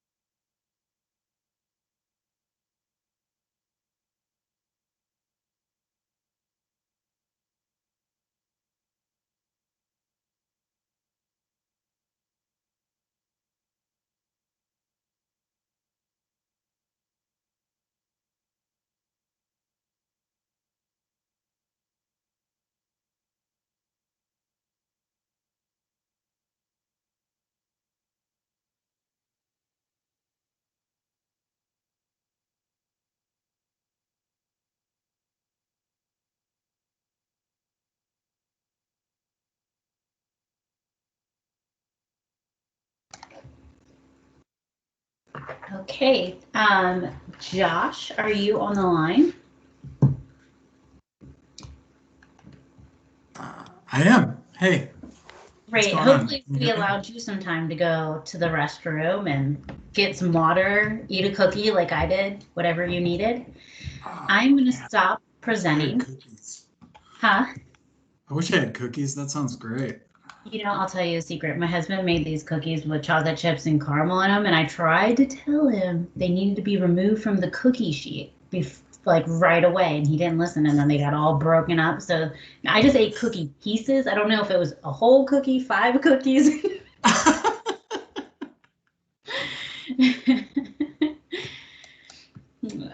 Awesome. Well, I'm super excited for you to present. It looks like most people stayed on the line to hear your presentation, so I'll let you introduce yourself and get us started. Okay, great. Hey, everybody. Thanks for having me. I'm Josh Keeling. I'm a director over at Cadeo. I lead our DER and electrification practice, and I'm lead for this project with PGE. I'm also formerly from PGE, it's kind of fun to be on the other side and just get to sit and watch other folks take all the questions. So it's been great. Thanks, Angela, for having us. So we have a lot of content to cover. And I just want folks to keep in mind, this is not the first time that we'll talk about this stuff. This is a process, and there's just too much information to cover. And so this is almost just kind of an exercise to generate questions for subsequent conversations. So please ask away. This is all the stuff that I'm going to cover. Basically, the main purpose of this presentation is to just give you an idea of how we're approaching this project, to give you a sense of sort of terminology and what we're doing and how we're doing it and why we're doing it that way. I'm going to work through an example of one measure that we analyzed that I can do kind of like by hand, just to show you kind of how that works. So I'm going to work through a microgrid example, and then talk about draft results. These are like pre-draft results. Like, I will just tell you right now, they're wrong. Like, they're wrong. So like, if we want to quibble about a megawatt here or there, or even like 100 megawatts here or there, I'm just going to like defer questions to later and say that's a great topic for when we have final results or the next round of draft results. So April, right? So we're coming back next month. Yeah, absolutely. And I would just say, and I think, Angela, your team has touched on this a lot. Like, this is an iterative process. So like, unlike I think the way we're used to doing things like IRPs, where it's this linear thing and we just do this giant study and then we like lock it in, there will be some of that, but there's also going to be a lot of just like continuous improvement. So that's the other part, and that's the value of getting input. This project is a project with Cadeo, and then also the folks at Brattle who helped out on some of the economic analysis, and then also on the EV forecasting, and then Lighthouse, Ted Light, formerly of ETO, who also supported the flexible load plan, worked on this. We also brought in an independent, Ethan Goldman, who leads the Caltrack working group, so load data analytics geek. So basically, we're doing a potential study, but we're doing it a little bit different way. We're building a potential study, but also doing a platform. We're building a set of tools that can act as sort of a foundation and a living evolutionary toolkit for developing results over time. So why are we doing it that way? Well, one, because of transparency, and just because proprietary one-off consultant studies are kind of like passe. So we're not doing that anymore. Basically, from a high-level scope, hey Fred, what's up, man? Good to see you. Oh man, everybody's getting on now. They're excited. People love a good potential study. We're developing a code base that's built largely on open source tools that can be iteratively refined. So we like build a big GitHub repo. We have all the data. The code is transparent. None of it's proprietary. So PGE can edit and sort of build out versions over time. And also integrates a huge set of open source tools, NREL in particular, in the last, just even the last 2 years, has released a lot of open toolkits or data sets. And so here, unlike some other studies, we're not using like proprietary market data. So all of the input data here comes from public sources. So for instance, from DGen, which Andy talked a little bit about last time, ReOptLite, EviProLite. I'm actually going to go through a ReOptLite Project Sunroof example in just a second. The Electrification Futures Study, which was done by LBNL, and then Project Sunroof, which is not an open tool, but it is publicly available. So basically, we built a big spaghetti diagram of stuff. On the right is the big ugly version, but we'll focus on the version on the left, which is basically pulling a bunch of data, develop some stock inputs, and run a stochastic stock turnover model at the site level. So unlike some of the macroeconomic studies that we and others have done in the past, we actually assess current stock and stock turnover at each individual site in PGE's service territory and measure adoption decisions. And I'll talk a little bit about why we do it that way. We then screen resources for cost effectiveness and then run a few different scenarios and then report out those estimates. I want to, as Angela sort of mentioned and Andy talked about, we're really at phase 1 here. So some of the analysis is already being done at the individual level, but some of like say the adoption and the reporting is not happening at the feeder level right now, because in the interest of getting to IRP inputs, that allocation and sort of bottom up adoption forecasting will be further refined and incorporated in phase 2, which will serve as inputs into the DSP. So just want to clarify there as well. I like to talk about it, big ugly models like stories. Like if I was like walking through a model, like what would I be doing? Then it does this thing. And so I feel like this is the best way I can do that. I mean, or we could just look at the spaghetti diagram, but I think this is an easier way to do it. Just basically the model takes a bunch of different inputs to initialize, and it creates a building stock stochastically. That is, like, we don't have perfect data for everything, and that we don't let that stop us. So where we have data from PGE, we use it. So if we have something like heating type, we'll use it. If we don't have it, we'll model it. So we'll say, well, what do we know about this building, and how do we like impute it? Because in the level of granularity we're doing this analysis, we need to know some crazy things like panel ampacity, which like nobody has data on at an individual site level right now, but we do have some information from like the RBSA, and we can use that to build models factoring in what end uses we do know the customers have. So then we do the stock turnover analysis. We also simulate new customers. So we take PGE's forecast and we build new sites in PGE's service territory based on things like codes and what we see in similar buildings. And then we estimate technical potential based on technical characteristics and simulate dispatch for dispatchable assets. We then run those through cost effectiveness screens, simulate adoption for different resources, factoring in a multitude of interactions between these resources, which is really some of the motivating factor for doing the analysis this way, and then estimate grid impacts. Because we're doing the analysis at the individual level, that gives us a lot of flexibility to do reporting. So we can kind of report however we want to. I mean, sometimes it takes a long time to run the math, but the math is doable based on the way we're doing the analysis. I can't really track the chat, so if anybody is like posting questions up there, just let me know. I just see like an orange bubble. I'll keep an eye on it, Josh. Okay, cool. And I guess one point on that, just on the reporting note, because we are building this model with the intention and the forethought of like, this is the outset of the DSP. It's going to be a biannual filing.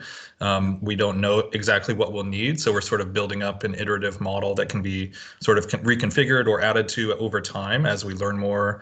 And so definitely around, as we get more, especially into the, August filing, part 2 in 2022, understanding how, the staff and participants here would like to see results. I think, if I can convey that to Josh, within the scope and timeline of the contract, that's always nicer than having to redo work later. So obviously that won't happen until we sort of get everyone pretty well versed on what we're doing and what's possible. So that's the intention of sort of this and future presentations.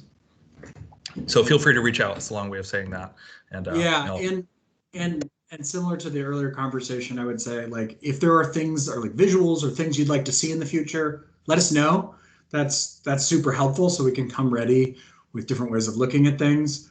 Also, you know, the tool, the way we're building the tool is so that it can be used for other things besides just the DSP. So if like the program planning folks want to have an idea of how to set targets or how to do better targeting for a specific segment, we can do that either with the model where it is, or say, okay, we need to refine these inputs because we did this measure only by these segments. We need to look at these subsegments.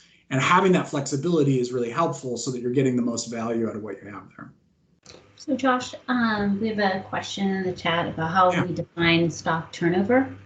Yeah. Oh, it looks like Andy answered it, but I'll just pause here and see if Jenny, does that answer your question?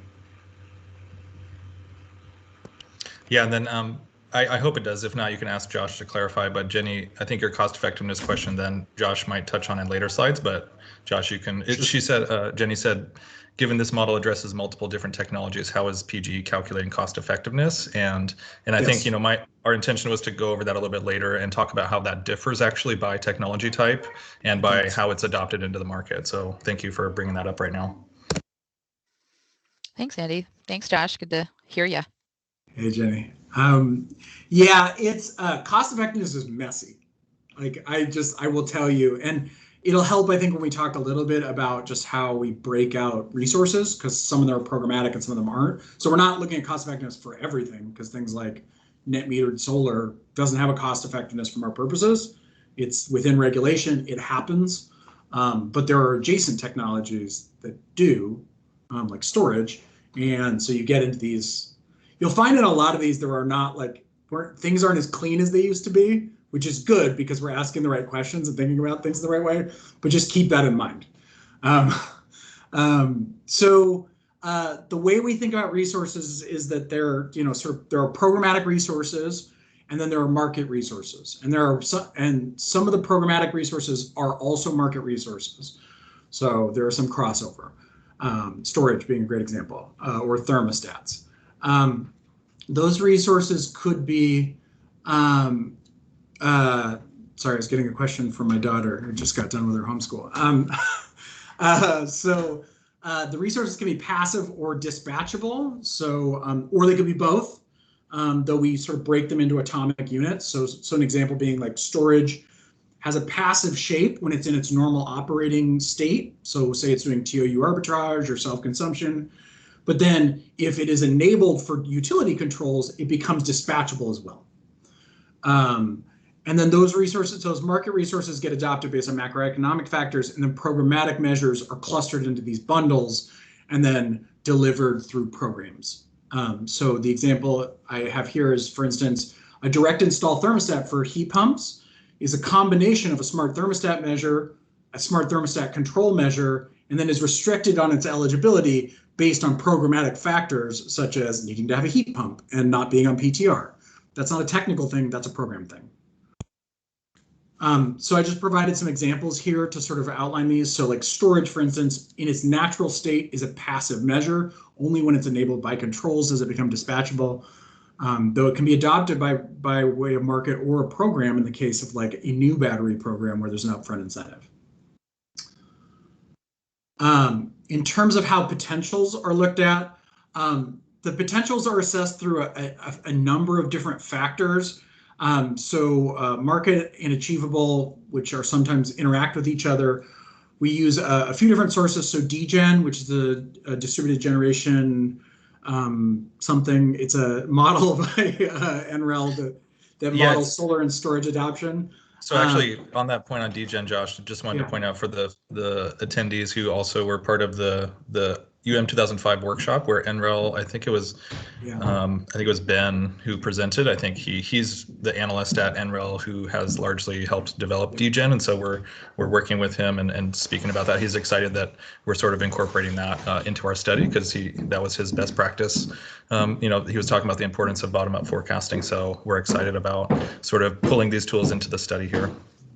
Yeah, and it's pretty crazy to be, I mean, when we forked over their GitHub repository, we were like user number like 3 or 4 on that. It's in alpha, so it's still really new to be public, and so it's pretty exciting to do it. But we've been in pretty close contact with them, sort of talking through things as we integrate it into our code. And Angela has a question.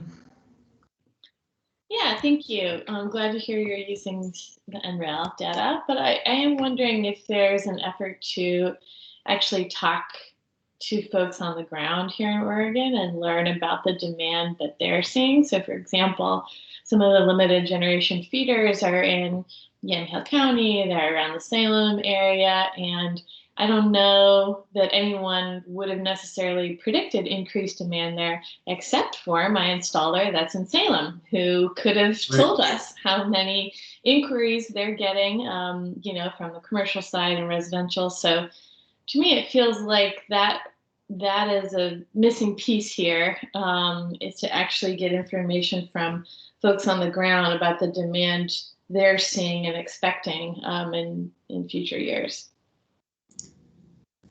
Yeah, and that's a great point. So especially when you get into locational stuff, and even so, like right now we're looking at adoption is being assessed at the macroeconomic level, which is what we're using DGen for. Though DGen is built out of bottom-up inputs, it's a statistical model, so it lacks the things that you're sort of talking about there, Angela. I think it would be interesting. It'll be great to talk about once we have feeder level results, getting feedback about what people see and how it jives or does not jive with sort of expectations.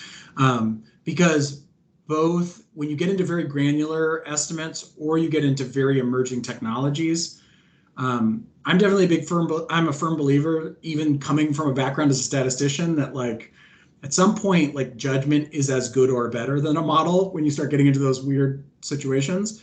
And so how we think about calibrating those is really important. I mean, similarly, we did that.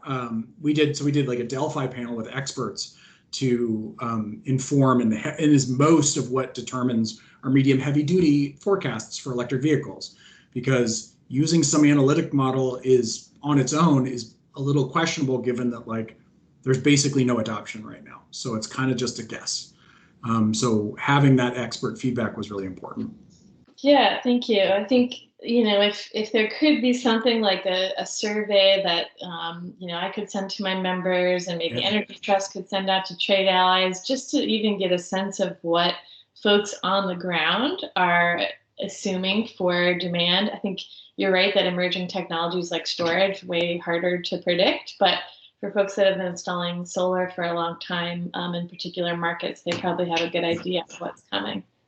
Yeah. Thanks, Angela. I'll take note of that. We'll work with Jenny, yourself, others as well. But Jenny and our team, we've been talking, so we'll make note of this and try to see where the sort of ground sourced data could feed into this. I think there's future iterations where we could calibrate some of that a little better, especially as Josh said, the first phase here is a macroeconomic look to feed the IRP, and then we will break it into the feeder or locational adoption in phase 2, which will inform, then we'll talk about those results in the August 2022 part 2 of the DSP filing, as I mentioned. So yeah, definitely good stuff there. I think we also have our load forecasting team who's got an interest as well in sort of better understanding when distributed solar might come in, so that they can just be more aware of it. So having those connections and those data points would certainly be helpful. Great. Thank you. Yeah. Oh, sorry, Angela. I was just saying thanks. Although the August 2022 does feel like a really long ways away when we're having limited generation feeder problems now. Yeah, I guess, that's like the filing, of course, similar to this, we'll continue these type of dialogues. And when we have results, Josh and his team are going to be working on phase 2 of that study from, I believe, as soon as we turn this one around end of April for the IRP, we're going to switch right to the phase 2 work and wrap that up, I think, by end of August or September. So I think, that'll still be work that's proceeding. And of course, you heard from Misty and Joe earlier about the hosting capacity, which that's on its timeline for the October filing. So sorry, I didn't mean to throw out we won't get back to you all on those questions until August of next year. That's not certainly the case. Okay. And Angela, I'll just tell you, Andy loves this topic so much that even if we wanted to try to get back to you in August, he wouldn't be able to restrain himself. Love that. I always bring up talking to Salem installers you don't even know.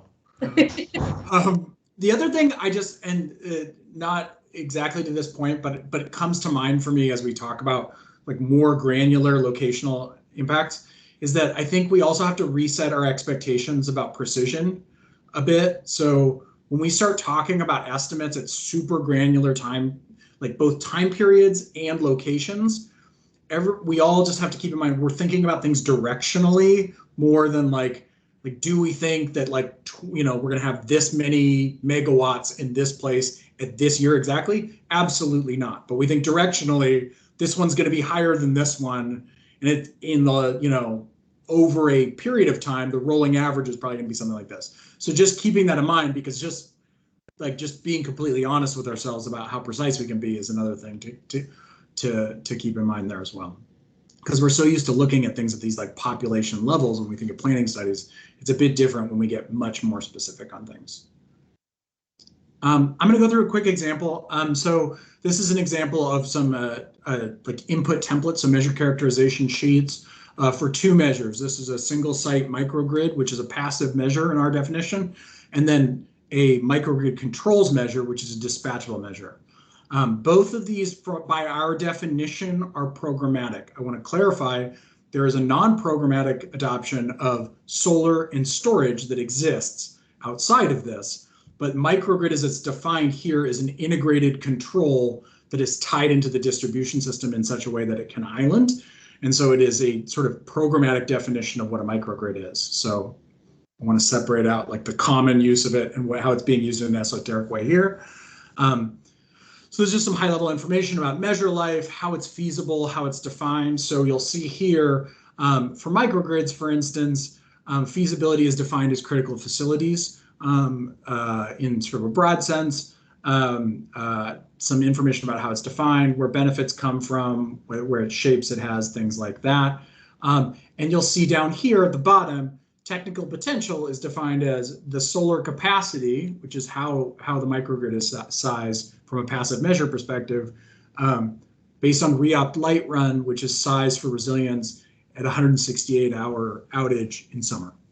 So that is, it needs to be able to sustain a 1-week outage in the summer. So it's a wildfire resilience measure, basically.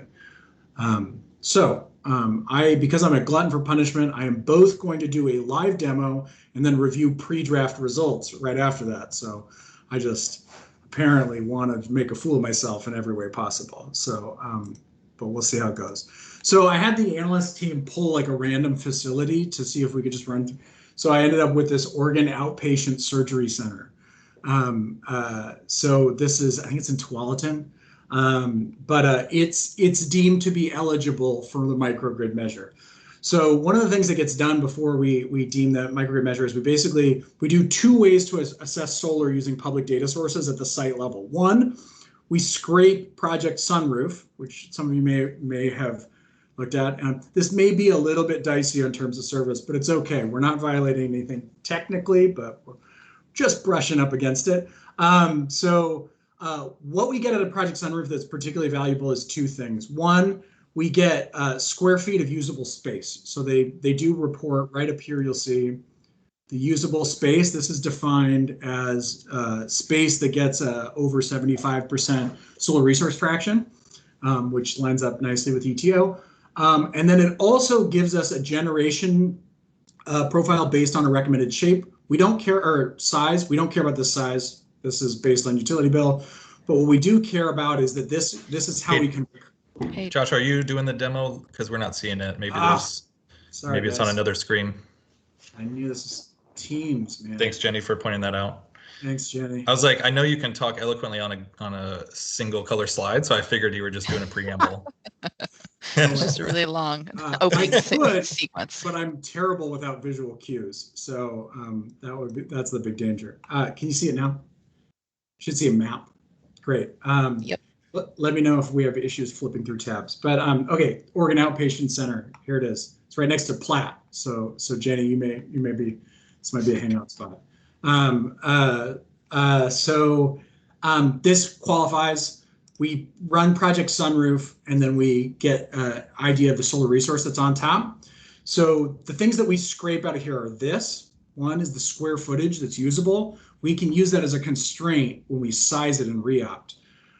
The other thing that we get is we're able to recover orientation, which is not explicitly stated in Project Sunroof, but what is stated is a recommended nameplate, which we ignore, but a generation for that recommended nameplate. And so what we can do is we can go into PV watts, and for the same size, we can run, man, come on.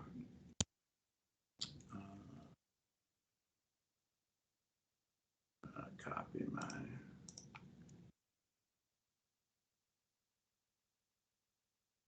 For PV watts, we can run for that individual site, and then we can run it 4 times for every orientation, east, west, south, and flat. We don't run north.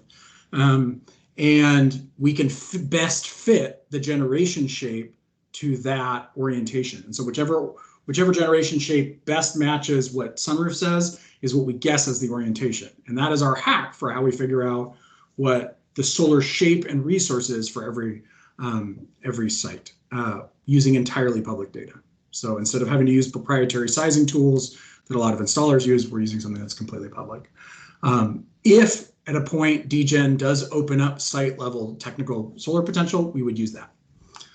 The other thing that we can do is we can double check our sizing if we want, and we come up with, this will also give us a sizing, but this is not based on solar resource.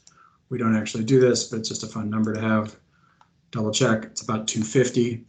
This is a flat roof, so unobstructed roof, so it's pretty easy. We then go into REOPT Lite.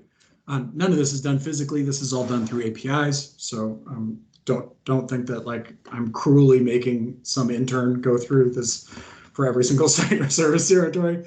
But REOPT Lite nicely has both an API and a GUI, so we can walk through roughly what the API does. The API has a little bit more functionality to it. So in the case of microgrids, we size for resilience.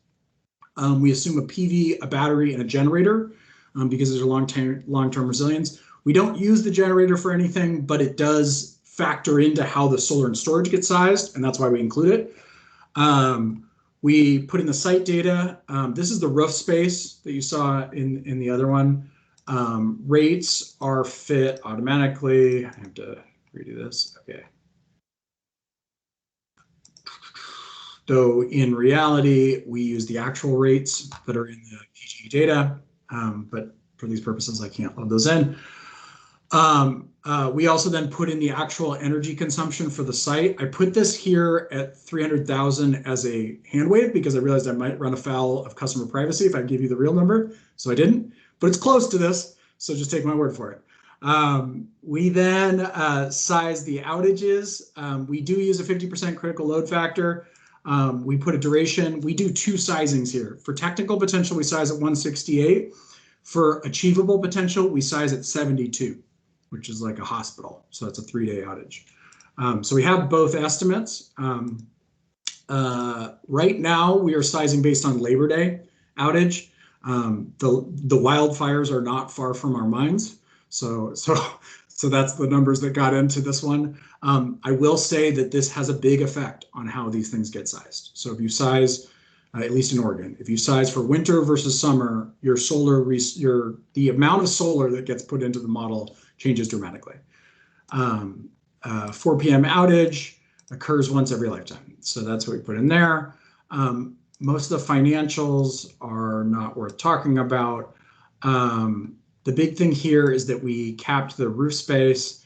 We also capped the kWdc based on what the technical potential is, which for this site is not a problem, but sometimes you have sites where the resource on the roof is actually bigger than what the annual consumption is. So there's a cap that comes in place there, and it's the net metering cap. So, so sometimes this number is smaller than what you saw before. The battery has a minimum size based on, because it's a programmatic measure, it requires the use of a battery. So we put in the smallest commercial size for a battery, which in our model is a power pack. So it's 50 kW, 95 kWh. So that's put in here. It's a pretty big battery for a site like this, but that's how the program works. And then a generator is actually capped based on building code for fuel availability.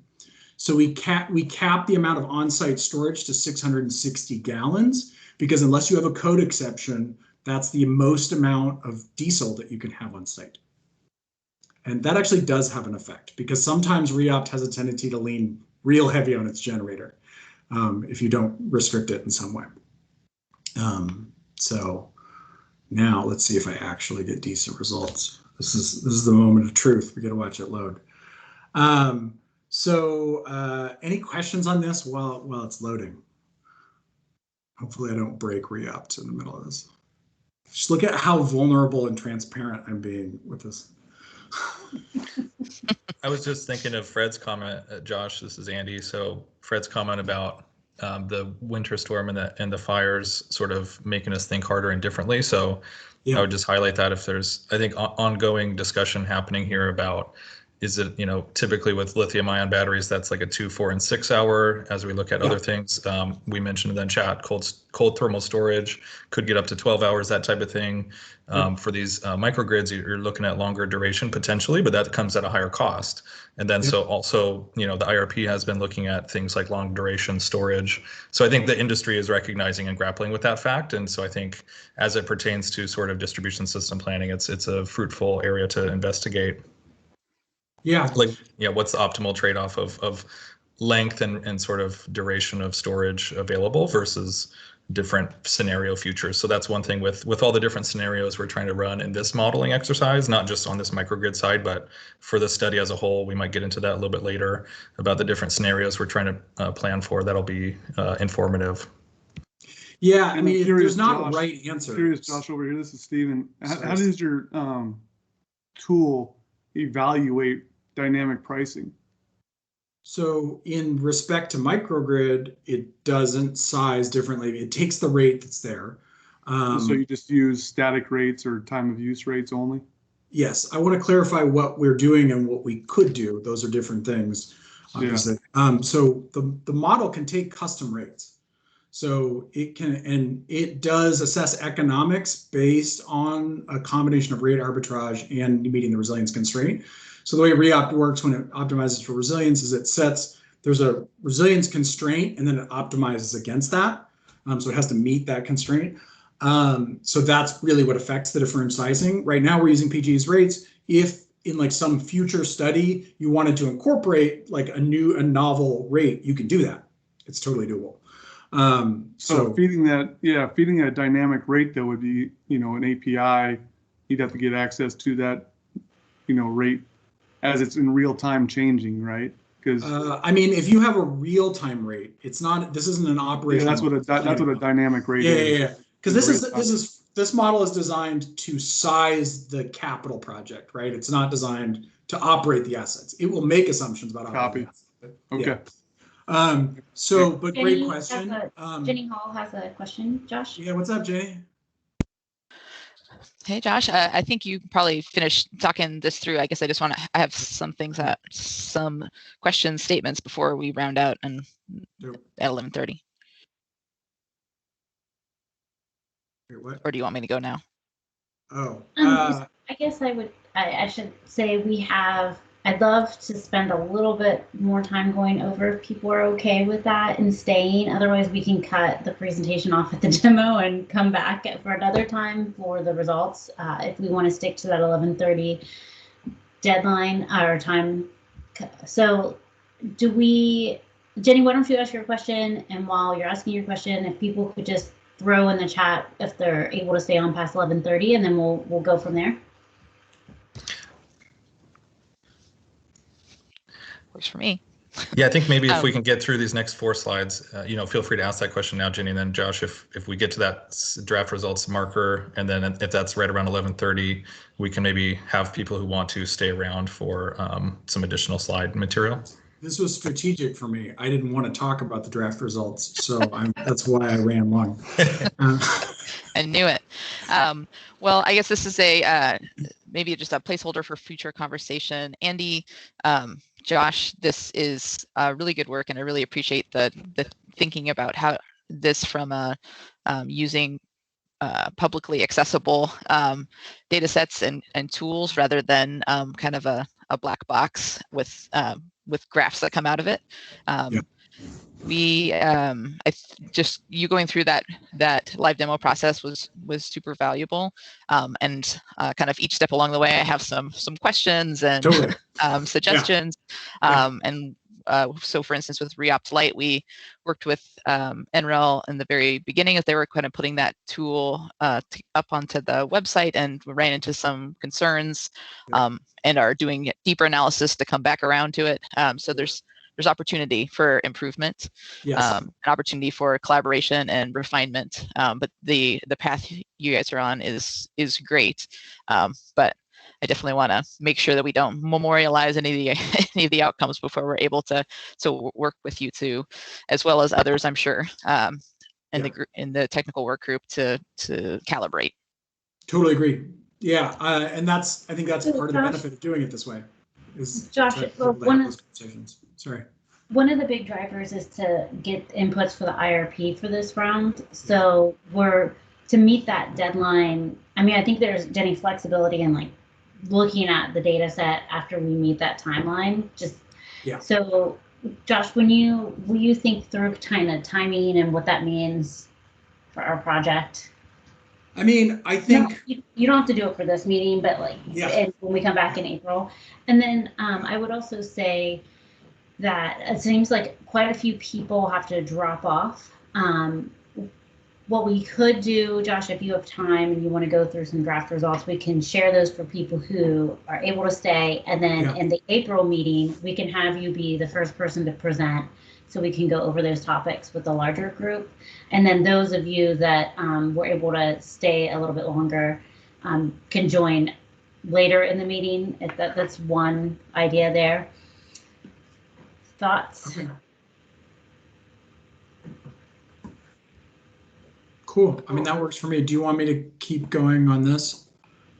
Okay. Yeah, it seems like people are open to that. So we'll move you up into the agenda for April and have you start here. Okay. That's awesome. Yeah. I will say, Jenny, to all those comments, totally agree. We're working with NREL on this and other projects. So like, and specifically the Reopt team, so Dylan Cutler and folks over there. The other thing I would say from an IRP perspective, microgrids in particular doesn't make a huge difference, because in terms of system load, we're not, based on like the DGen results that we see, like they're not a huge, what we're estimating for adoption is not significant on the system level. So you're talking about dozens of sites coming on, and sure, there are a few megawatts here or there, but it's not a big number. So it's in the single digits of megawatts right now. Now, under certain scenarios, that may be different, and they may be very valuable for other reasons in specific locations. And so that's more of like, when we look at phase 2, that input is more helpful. So as an example, here's the adoption estimates that we have for different scenarios right now. For microgrids, it's in the fractions of a %. So over a few thousand eligible sites, you end up with, like I said, dozens of sites right now. One question that we get sometimes on this, as we sort of talk through things, is like, why are we doing this in such a complicated way? This might be a crowd that's okay with that. But I wanted to go through a quick example of why, and that is this example of cascading effects that you see happen. So when you start looking at resources that are all related to each other in very detailed ways, and you want to understand very precisely what could and might happen in certain areas, it's important to get that complexity right. Otherwise, you get wildly different conclusions in certain scenarios. An example here is electric vehicles. So in a traditional sort of like macroeconomic model, you have a potential that it looks at adoption of TE largely independent of other factors.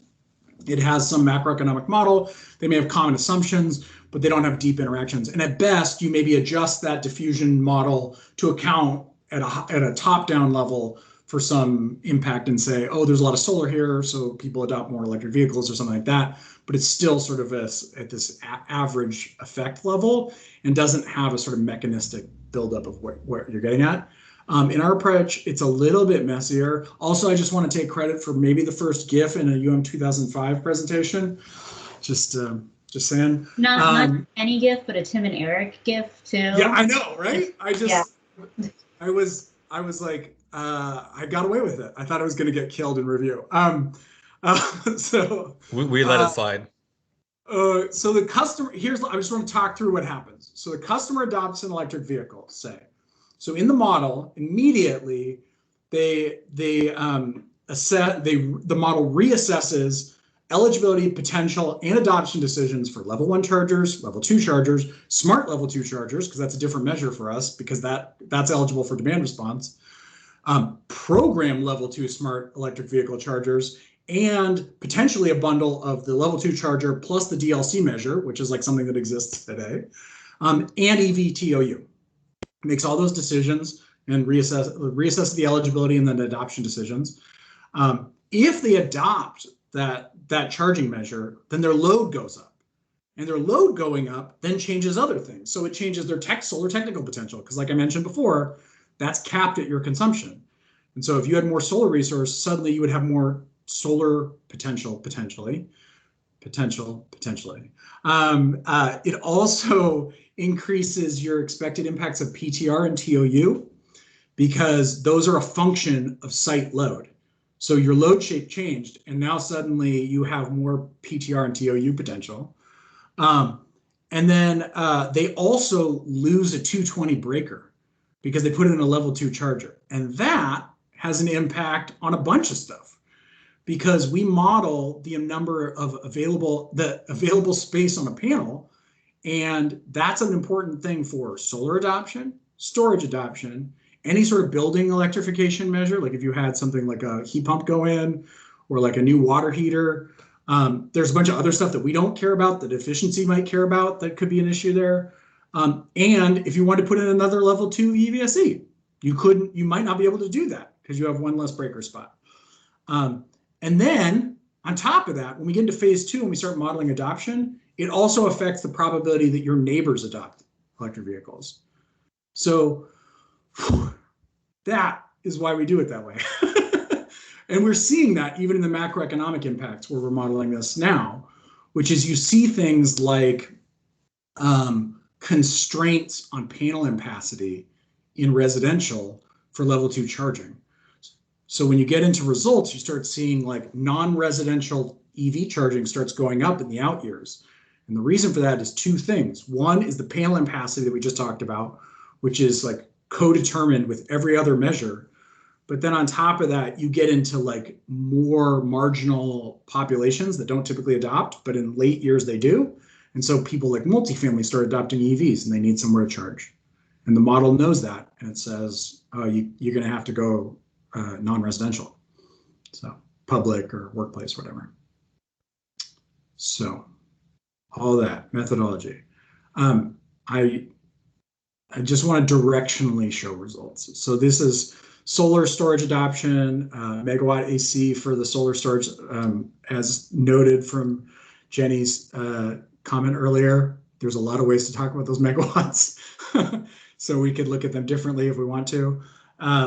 Transportation megawatt hours these are something, again, I don't want to talk about nominal numbers because there's a lot of complexity and co-determination here, but I will just say in general, they are higher than what's in the Navigant study, and that should come as no surprise to anybody. These are the Navigant results for energy impacts. Solar and storage is kind of similar, not like wildly different in terms of aggregate impacts in this reference case, but transportation is significantly larger, and there's one simple reason for that. Vehicle charging, EV charging adoption at the national and the local level has gone up substantially in the last 4 years. Like now our reference case is like near 100% sales of light duty vehicles, new sales in 2050 are electric vehicles. So it's like, I think we have like over 1 million light duty electric vehicles in 2050 in the reference case. So that makes a big difference to how much energy gets used. On the DR side, the numbers are higher. These numbers that you're looking at right now are high. I expect them to go home, and I haven't screened them for cost effectiveness.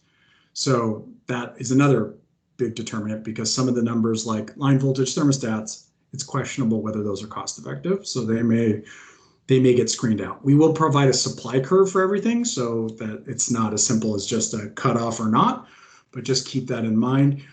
Also, there's a lot of complexity in how pricing interacts with other measures, so that may cut things down as well. So this is not an apples to apples. These are not program targets. So if Brenda's on the call, take a deep breath. It's going to be okay. It's not going to be as bad as you think it is. I didn't mean to freak you out. These are the Navigant numbers from last time. So, you know, smaller, still big, smaller. This is. I should have asked you to clarify this in the first couple of graphs for Navigant. So Navigant's graphs that you're showing here, that's the max potential, the technical potential? It is not. No, Navigant's numbers. This is cost effective. So okay. That's what I'm saying. It's not apples to apples. I didn't want to, in the interest of not freaking Brenda out, I did not want to put in something that looked like it might be interpreted as a program target. Until like we knew, we were like feeling very, very confident that's what it was. So, and then here's the timeline. So phase 1 results, we're reviewing with PGE. This next week, we're going through those in a lot of detail, and then we'll be finalizing those for the IRP next month. And then we'll be pulling together final reports, final results for phase 1, phase 2 in the coming months. This, honestly, I think phase 2 might run a little fast, so we'll see, but you never know what you might find when you start pulling up feeders. And then hanging out at these workshops, that'll happen all the time. So if you guys just want to like pepper questions or just like blast me on email, that's also fine. So that's it. It's only like 5 minutes over. Wasn't too bad. Yeah, maybe we should have pointed that out to people who dropped off. Not bad. Oh, it's fine. Yeah, thank you, Josh. I'm excited to have you go over the results for the next meeting in a little bit more detail. So I think we'll have more to share in April and be able to dig deeper into that. At this point, does anybody have questions for Josh? And Josh, maybe while people are dropping their questions in the chat and raising their hands, if there was 2 main takeaways from your presentation and the draft results, what are you seeing that we should be made aware of? One that I think is like really important is something I touched on before, which is that I think there's some rules of thumb on transportation that people are used to thinking about right now that change when you start like really thinking about the dynamics, especially at high levels of adoption. Something I like about what we're seeing is that because we're getting the dynamics right, but if you would just statistically fit something, you wouldn't get it, which is like that, like the way people charge today will change a lot in like 20 years just because of the building stock. And so you see these, like if you look at the distribution in that graph on transportation, this shift towards non-residential and public charging, which I think a lot of people think right now, they're like, oh, everybody charges at home. And it's like, well, that's because most people who are adopting electric vehicles right now live in the suburbs in single family homes with big panels.